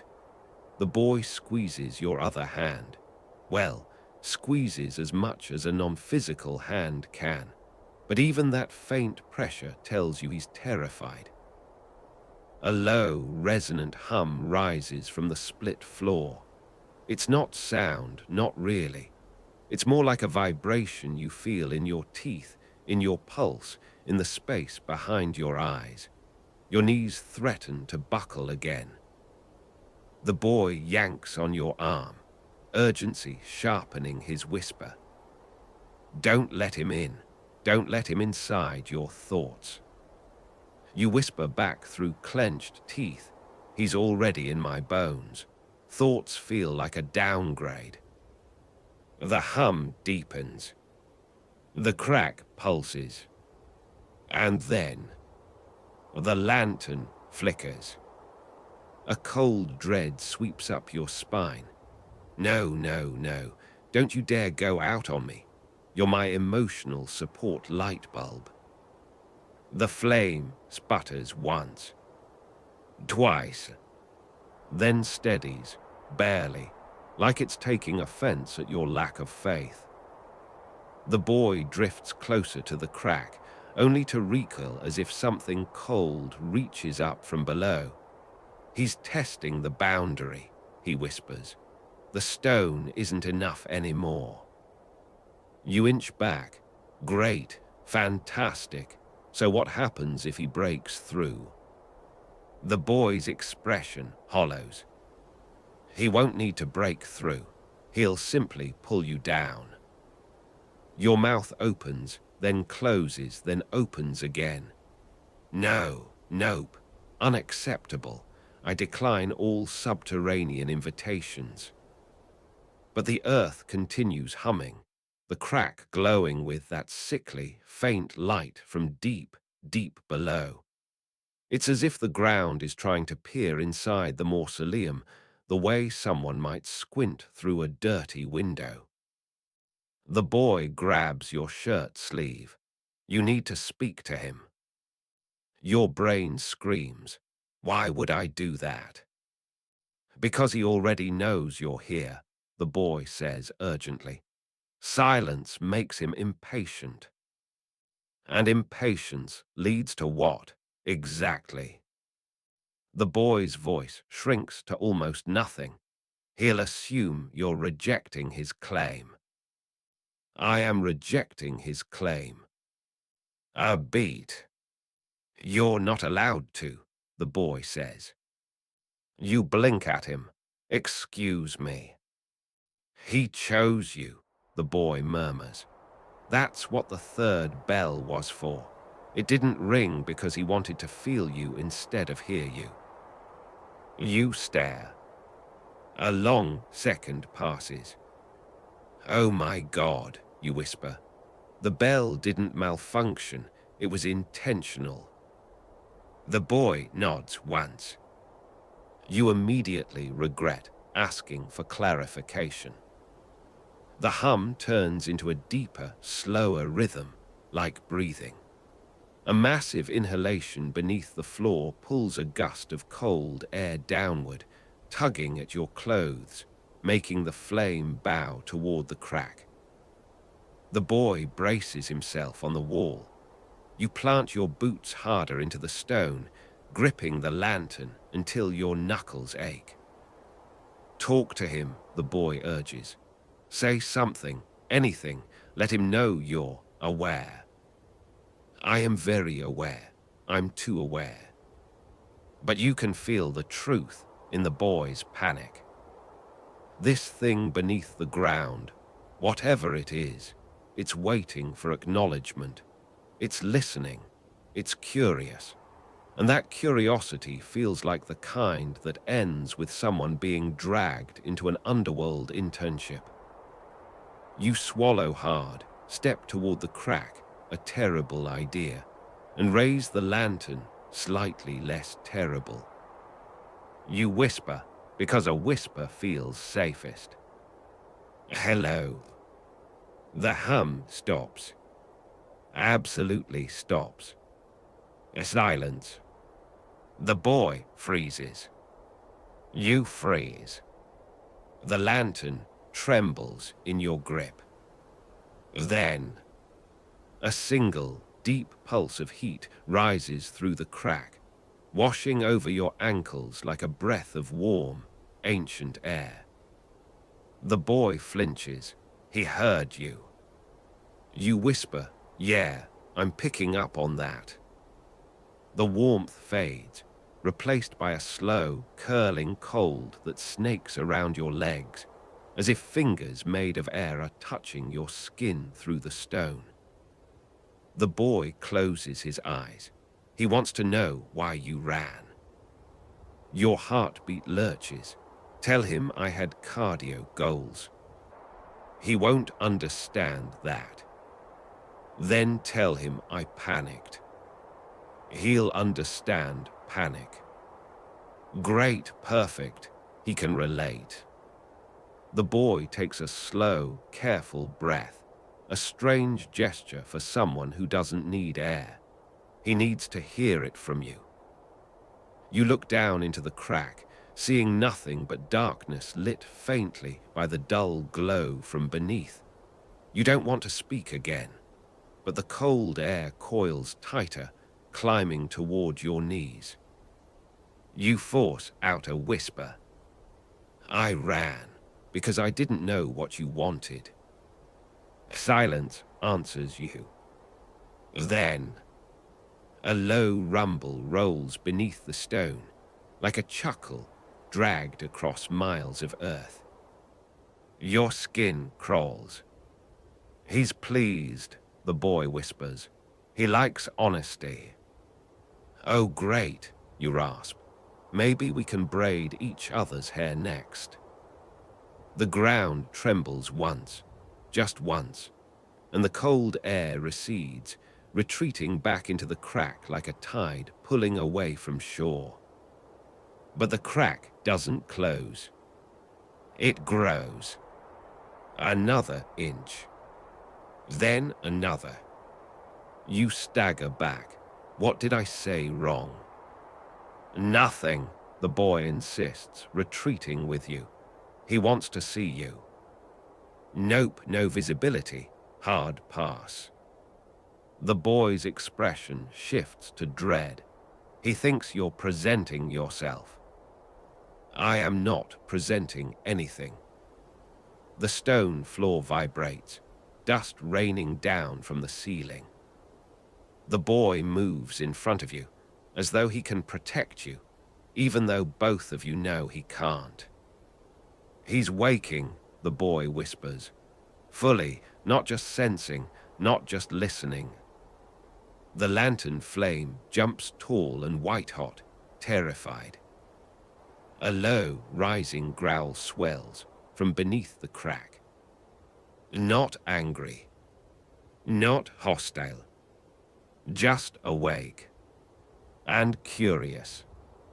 The stone splits wider, 5 inches now, revealing a deeper, swirling glow below. The light pulses like a heartbeat. Then, a hand appears. Not clawed. Not monstrous. But pale. Human-shaped. Too long. Knuckles too smooth. Fingers too graceful. It presses against the underside of the stone. The boy screams, a thin, echoing sound that rattles the air. You grip the lantern, stepping back until your shoulders hit the mausoleum wall. Your breath stutters, your pulse pounding so loud it seems to fill the room. The hand pushes again. The stone bends. Bends. The boy whispers, voice cracking. He's coming up for you. The stone fractures. A chunk gives way. and a face rises toward the opening, still obscured, still half hidden by the shadows below, but unmistakably shifting upward. Slow, smooth, patient. The lantern flickers, then bursts into brilliant, blinding light. The crack explodes with heat, and the voice inside your bones speaks again. Keeper, your whole body locks. The boy grabs you, and the mausoleum door slams open on its own. Wind howls in, cold and furious, snatching at the lantern flame. The boy screams, "Run!" And behind you, beneath you, through you, the awakening thing reaches upward. You don't think, you just move. The boy's shove has no physical force, but the panic in his voice hits you like a shockwave. You bolt toward the open mausoleum door, lantern bouncing wildly, flames stretching long and thin, as if trying to escape ahead of you. Behind you, the stone floor splits wide. A thunderous crack, followed by a deep inhalation that sucks air down into the earth. You throw yourself through the doorway. Cold night, air slams into your face. You sprint. The ground behind you erupts upward with a sound like breaking bones and shifting mountains. Pebbles and shards of stone rain outward, rattling against mausoleum walls and scattering across the grass. The boy darts beside you, flickering violently. He's out, he's out. He's really out. Keep running. You risk a glance back. You shouldn't have. The mausoleum floor has folded inward like a trap door. From the dark cavity beneath, something tall rises, smooth, pale, impossibly elongated. Not monstrous in the traditional sense. No gnashing teeth, no grotesque limbs. Just wrong. Wrong in a way your mind keeps trying to reinterpret as human, but fails at every angle. A face that's too symmetrical. Eyes too deep. Skin too smooth, like untouched marble. A kind of terrifying beauty that feels ancient and predatory. He stands fully now, straightening with slow, deliberate elegance, unfurling as if relieved to finally stretch after centuries underground. Your legs nearly collapse. Because he's tall. Taller than the Night Keeper. Taller than the mausoleum itself should have allowed. He lifts his head toward you and smiles. Not wide, not threatening. A gentle, approving curve. Like you've done something right. Your insides twist. The boy yanks your sleeve again, frantic. Don't look at him. Don't show him you're listening. I am listening. That's why you shouldn't be. You tear your gaze forward and run harder. Rows of gravestones blur past. Shadows stretch unnaturally long, bending toward the figure behind you as if pulled by invisible threads. The moon seems too bright, too sharp, its light reflecting off the smooth figure like polished bone. The boy's voice trembles. He hasn't walked the surface in 100 years. You gasp for air. Why now? You woke him. I helloed him. That's worse. A deep, resonant step crushes the ground behind you. The soil dips under his weight, not sinking, but bowing like the earth recognizes him. Another step. Slow, purposeful. He's not chasing you. He's approaching you. Where am I supposed to go? You shout. Anywhere he doesn't expect. HES never been up here. He expects everything. You skid around a tall monument, boots sliding through grass, nearly eating dirt. The lantern flame flares, then shrinks, then steadies again, barely. A sudden, cold whisper brushes your ear, not from the boy, not from the wind, from him. Keeper. Your momentum falters. Your foot catches on a root. You pitch forward. The boy swoops through you, shoving what feels like a cold gust under your spine. You stumble but stay upright. Don't answer HIM, he screams. I didn't. You thought about answering him. Well, excuse ME for having thoughts under pressure. Another thunderous step behind you. You don't dare look. The boy flies ahead, pointing desperately. Go to the caretaker shed. The bells are there. I thought the bells don't work. They work for him. You veer left, cutting hard between grav.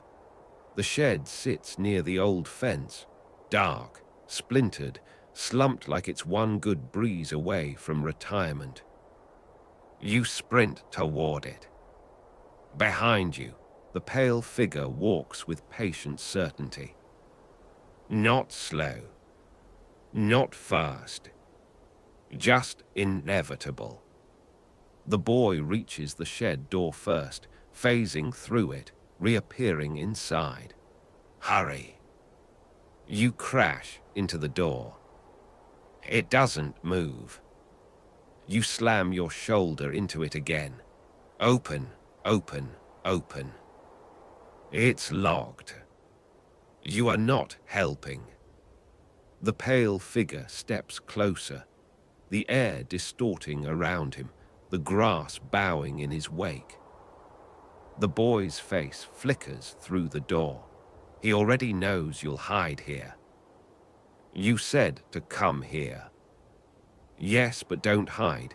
Get the bells. Oh my God, pick one of these plans.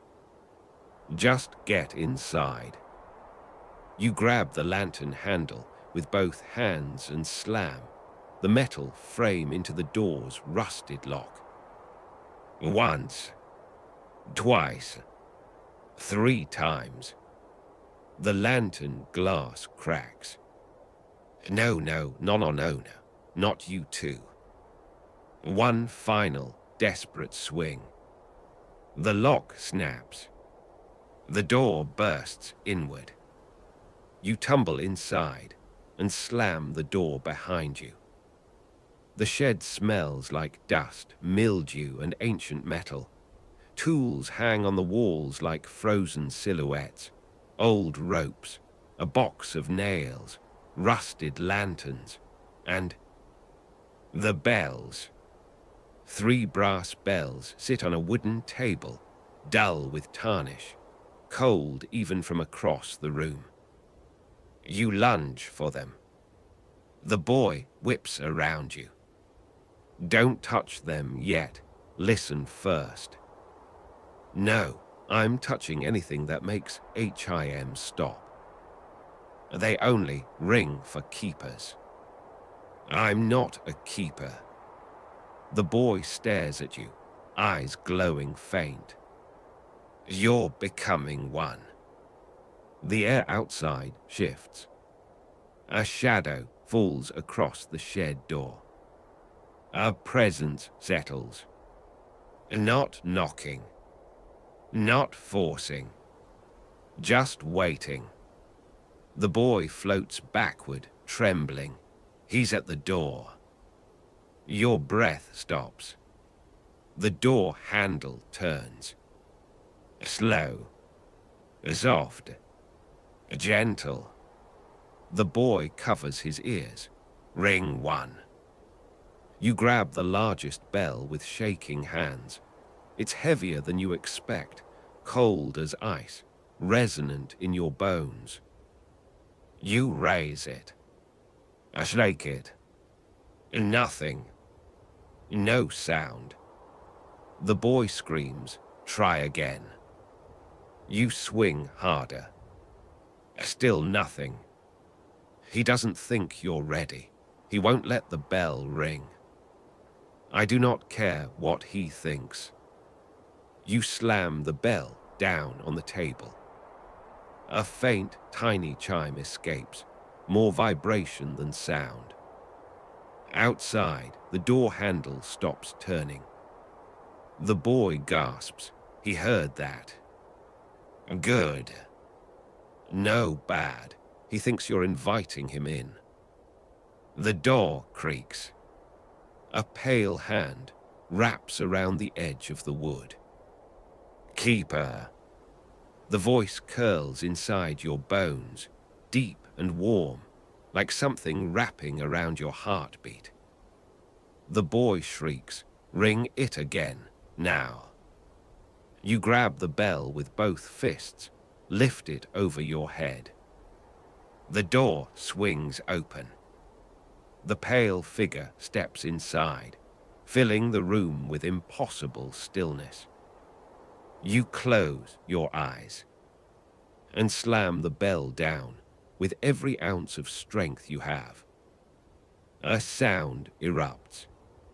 Loud, piercing, ancient. The shed shakes. The ground trembles. The lantern flickers wildly, and the pale figure freezes. Every inch of him goes still, even his smile. The boy stares, stunned. It worked. You made it ring. The figure tilts his head at you, studying you with new intensity, not angry. Intrigued. Deeply intrigued. The boy whispers. He accepts the bell. Your knees threaten to buckle. Great. Love that for him. The pale figure steps forward. A second step. Then he kneels. Slowly. Deliberately. Like a knight kneeling before a monarch. Your breath stops. The boy whispers. He's not here to kill you. You stare, shaking. Then why is he here? The boy swallows. To claim you. You don't breathe. You don't blink. You don't even fully exist for a second.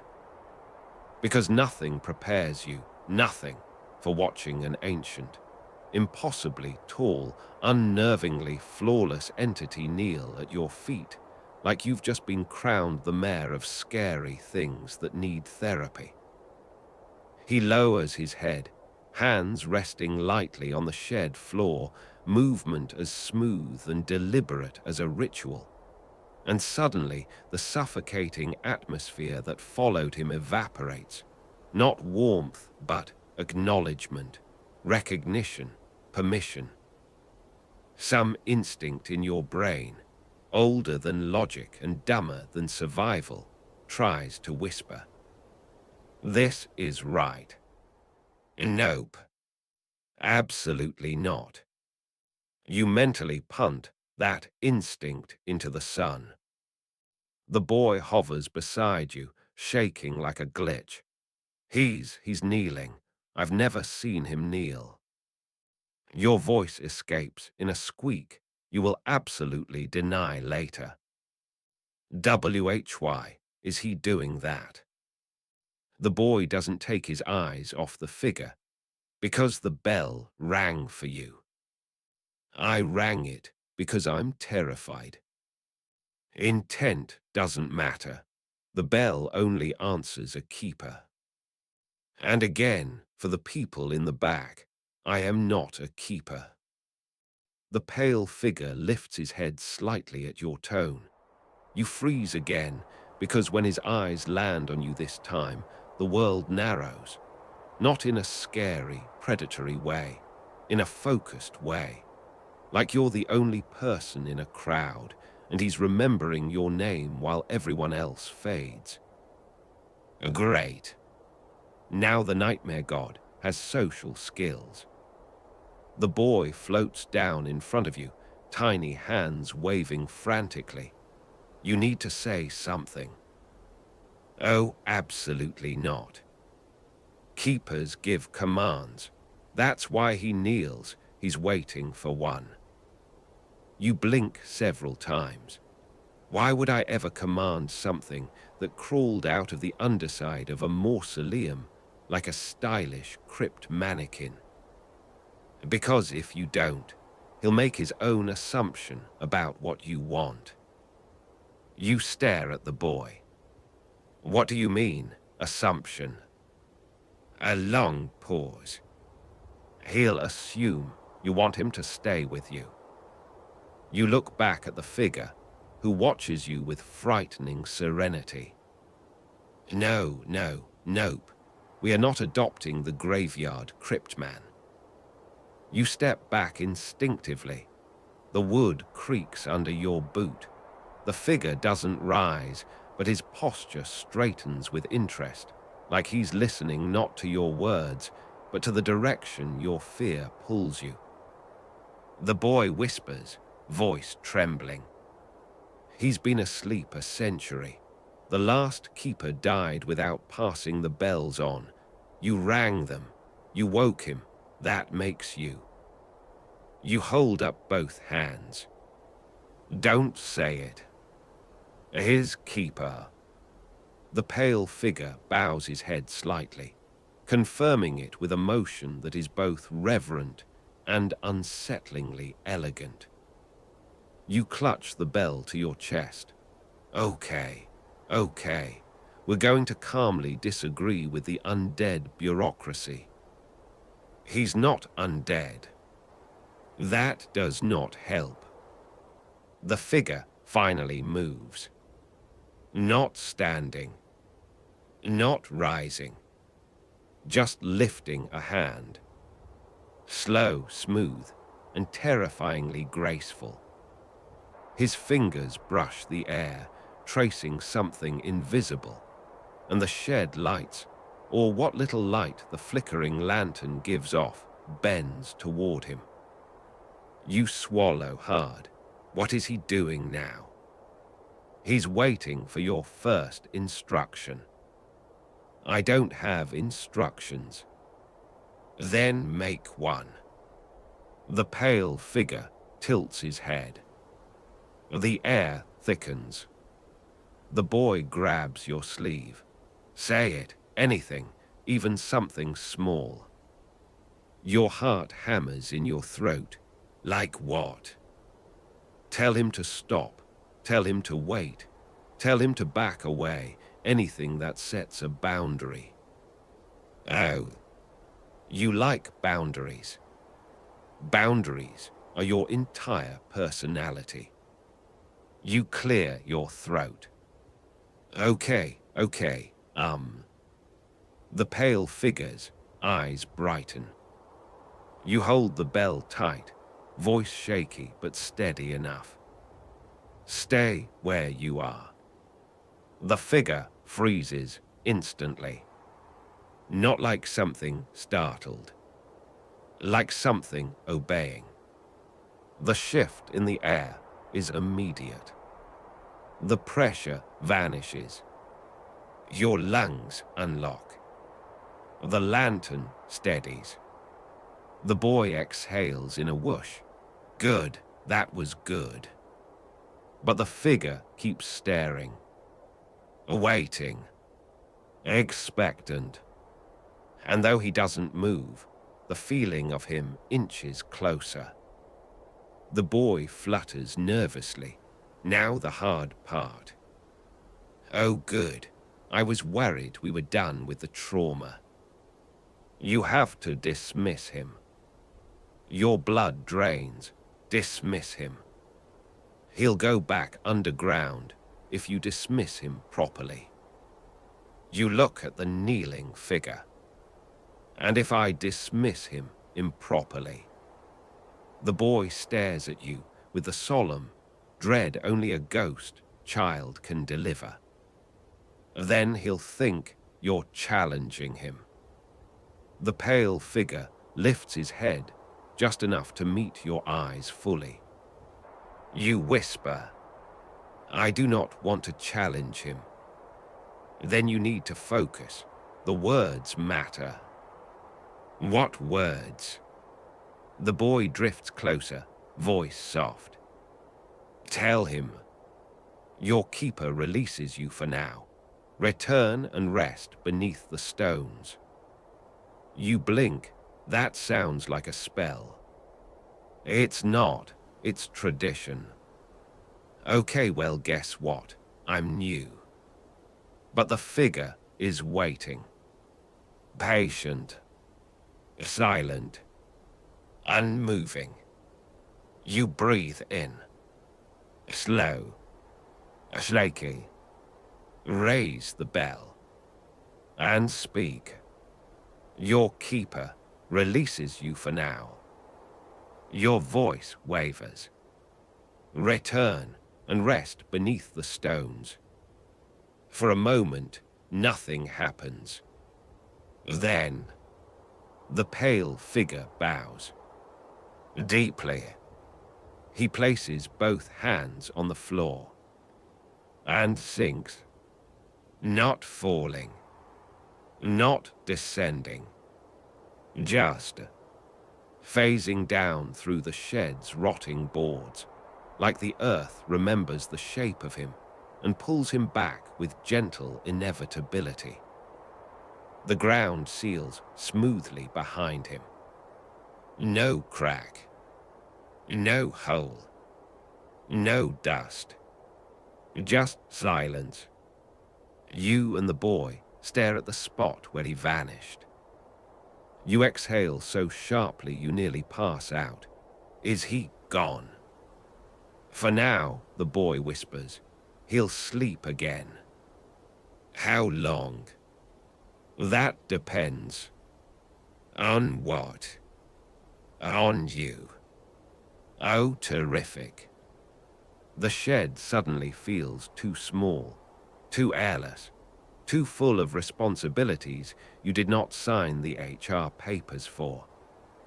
The boy watches your expression closely. You did well. You didn't die. That's like a top-tier accomplishment for your first night. Please don't give me a Yelp review right now. He snorts a tiny ghost laugh.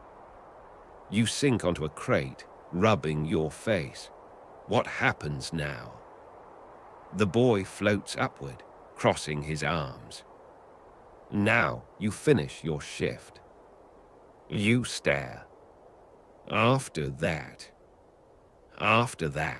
you decide whether you're going to keep the bells. Your pulse quickens, and if I do. He shrugs, then he'll come looking when he wakes up. Oh, great. Love that journey for me. The boy hesitates, then softens. You weren't meant to be scared. Keepers and sleepers are supposed to work together. I'm not working together with a nightmare noodle man who kneels like I'm a holy relic. The boy gives you a flat look. He's older than nightmares. Is that supposed to be comforting? No, just true. You lean back, exhausted. Outside, the graveyard feels strangely calmer. Not safe, but balanced. Like the waking and sleeping sides of it have settled for now. You whisper, "Can I ask you something?" The boy nods. What happens if I choose to keep the bells? His glow flickers like a candle caught in a breath. Then you'll never spend a night here alone again. You freeze. Because he stays with me. No. He lifts his small hand. Because we all do. The wind sighs outside. Gravestones hum faintly in the cold. A ripple passes beneath the shed floorboards. Nothing sinister, just a reminder. The ground remembers you now. And something beneath it is waiting when you call.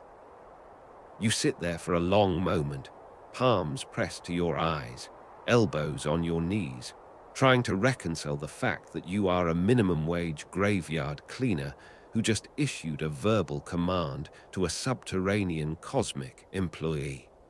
Companion, crypt intern. You honestly don't know what job title fits whatever that was. The boy drifts around the small shed, tracing the outlines of tools he can't touch. His glow steadies. His fear quiets. Something about that makes you feel heavier and lighter at the same time.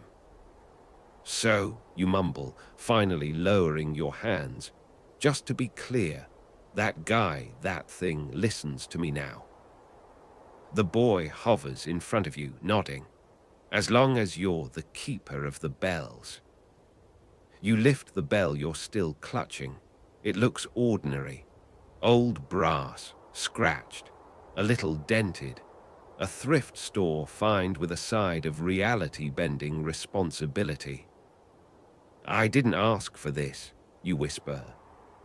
I know. The boy's voice softens. Neither did any keeper. You take a shaky breath and stand.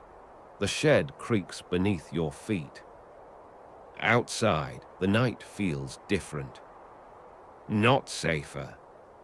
Not worse. Just aware of you. The boy floats toward the door, peeking out first like a tiny, ghostly Secret Service agent. The rest of your shift should be calm now. I don't even know what calm means anymore. But you step outside anyway. The graveyard stretches before you, rows upon rows of stones, moonlight spilling across the grass in silver sheets. The shadows feel less aggressive, less hungry, more like gentle curtains instead of reaching fingers. Your lantern flickers, but stays steady. The boy circles you once. He won't bother you again tonight. He's resting. And tomorrow. The boy shrugs. Depends on the bells. Oh, good. Mystery consequences. Your favorite. You start walking the perimeter again because, technically, it is still your job. Your legs protest. Your brain screams. Your very soul considers drafting a resignation letter. The boy hovers beside you, his small face thoughtful. You know, he says quietly, he didn't kneel to the last keeper. You choke on your own spit. I'm sorry, what? He stood like a partner, not like whatever that was. So why kneel for me? The boy considers this, head tilting in a very ghost child, spooky adorable way. Maybe you woke him differently. I said hello, badly. That might have been it. I am never speaking politely to anything again. The boy grins. You should. Oh, why? Because they like you. Who is they? He gestures vaguely at the entire graveyard. All of us. You stop walking. The wind rustles, low through the grass. Somewhere in the distance, a wind chime rings from a porch that's probably 500 feet outside the fence line. You turn slowly. All of us, as in ghosts. Ghosts, sleepers, keepers, watchers, memories, echoes. He pauses, even the stones. The stones, like me. They're very patient.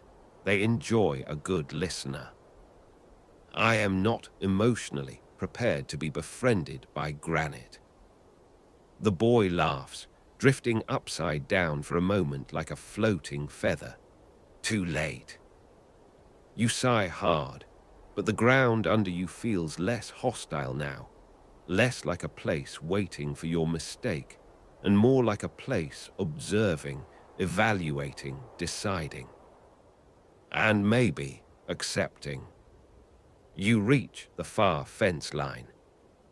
The lights from the distant road shimmer hazily. Your breath fogs softly. The boy settles beside you. You survived your first real night. That was real night number 1. What were the first few hours? Orientation. You stare at him. You're joking. Nope. You close your eyes and breathe. Is there anything I should know before I clock out? Any other crypt dwellers planning to introduce themselves? Any ancient rituals I accidentally started by saying hello twice? The boy taps his chin. There is one thing. Oh great, go on. When he wakes again, he'll expect your voice. My voice. He follows the keeper's voice. It's how he knows you're still alive, how he knows you're still willing. The word willing sits wrong. You lift the lantern, and if I'm not willing. The boy stops drifting, his glow dims. Then he'll try to convince you. You decide not to ask how that works. The boy drifts closer, small and earnest, and impossibly gentle for someone tied to a place like this. You don't have to decide tonight. Bells aren't binding until sunrise. You raise an eyebrow. What happens at sunrise? If they're still in your possession, you're the keeper. So I can drop them before sunrise, walk away, and everything goes back to normal. He hesitates. And mostly. Well, he'll still know you woke him. You groan into both hands. I need a new job. The boy pats your shoulder. His hand goes straight through, but it's the thought that counts. A lot of keepers had other jobs. Ranchers, teachers, shop owners, one librarian who was terrifying. Why terrifying? She shushed the sleepers.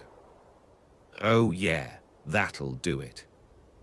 You walk again, the routine work grounding you, removing old wilted flowers, straightening a tipped vase, sweeping debris from a small stone bench. Nothing supernatural, just tending a quiet place at night. The boy watches, peaceful now. You're good at this, he says. I'm good at not dying. That's different. No, he says softly. It's the same here. You finish your rounds. The graveyard lies still, the grass whispering gently. Even the air feels softer.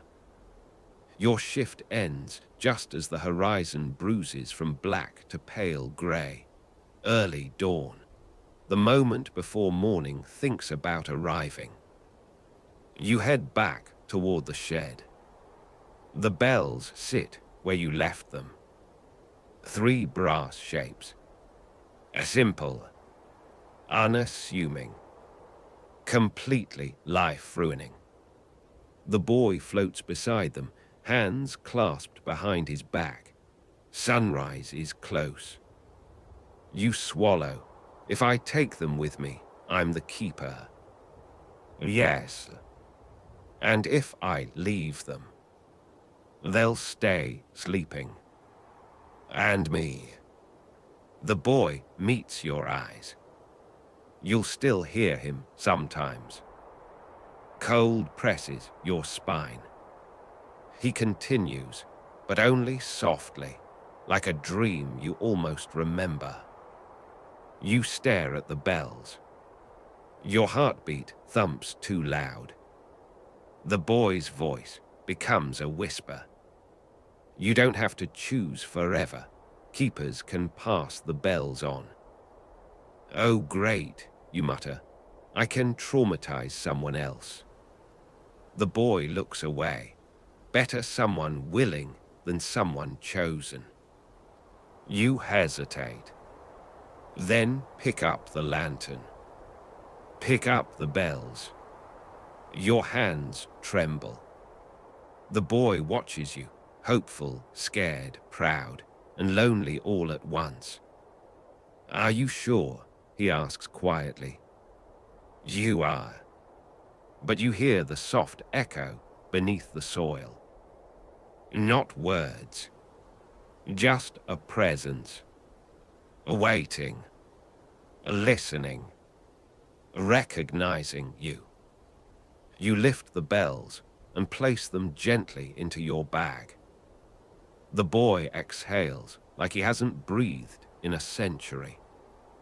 And somewhere deep below the earth, something stirs.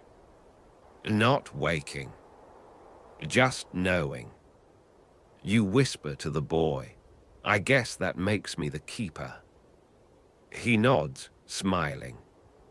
Welcome home. Now, breathe with me for a moment. Everything in the graveyard settles as the first pale wash of morning touches the stones. The long shadows withdraw, curling back into the grass, and the earth eases into stillness. You feel it, a gentle loosening, like the whole place is exhaling after holding tension for hours. The lantern in your hand grows warm instead of sharp, the flame relaxing into a tiny, steady glow, as if it knows the danger has passed for now. You walk toward the gate, each step softer than the last, the bells in your bag shifting with the faintest suggestion of a chime. Not loud, not demanding, just a reminder that things are quieter now and that you made it through the night.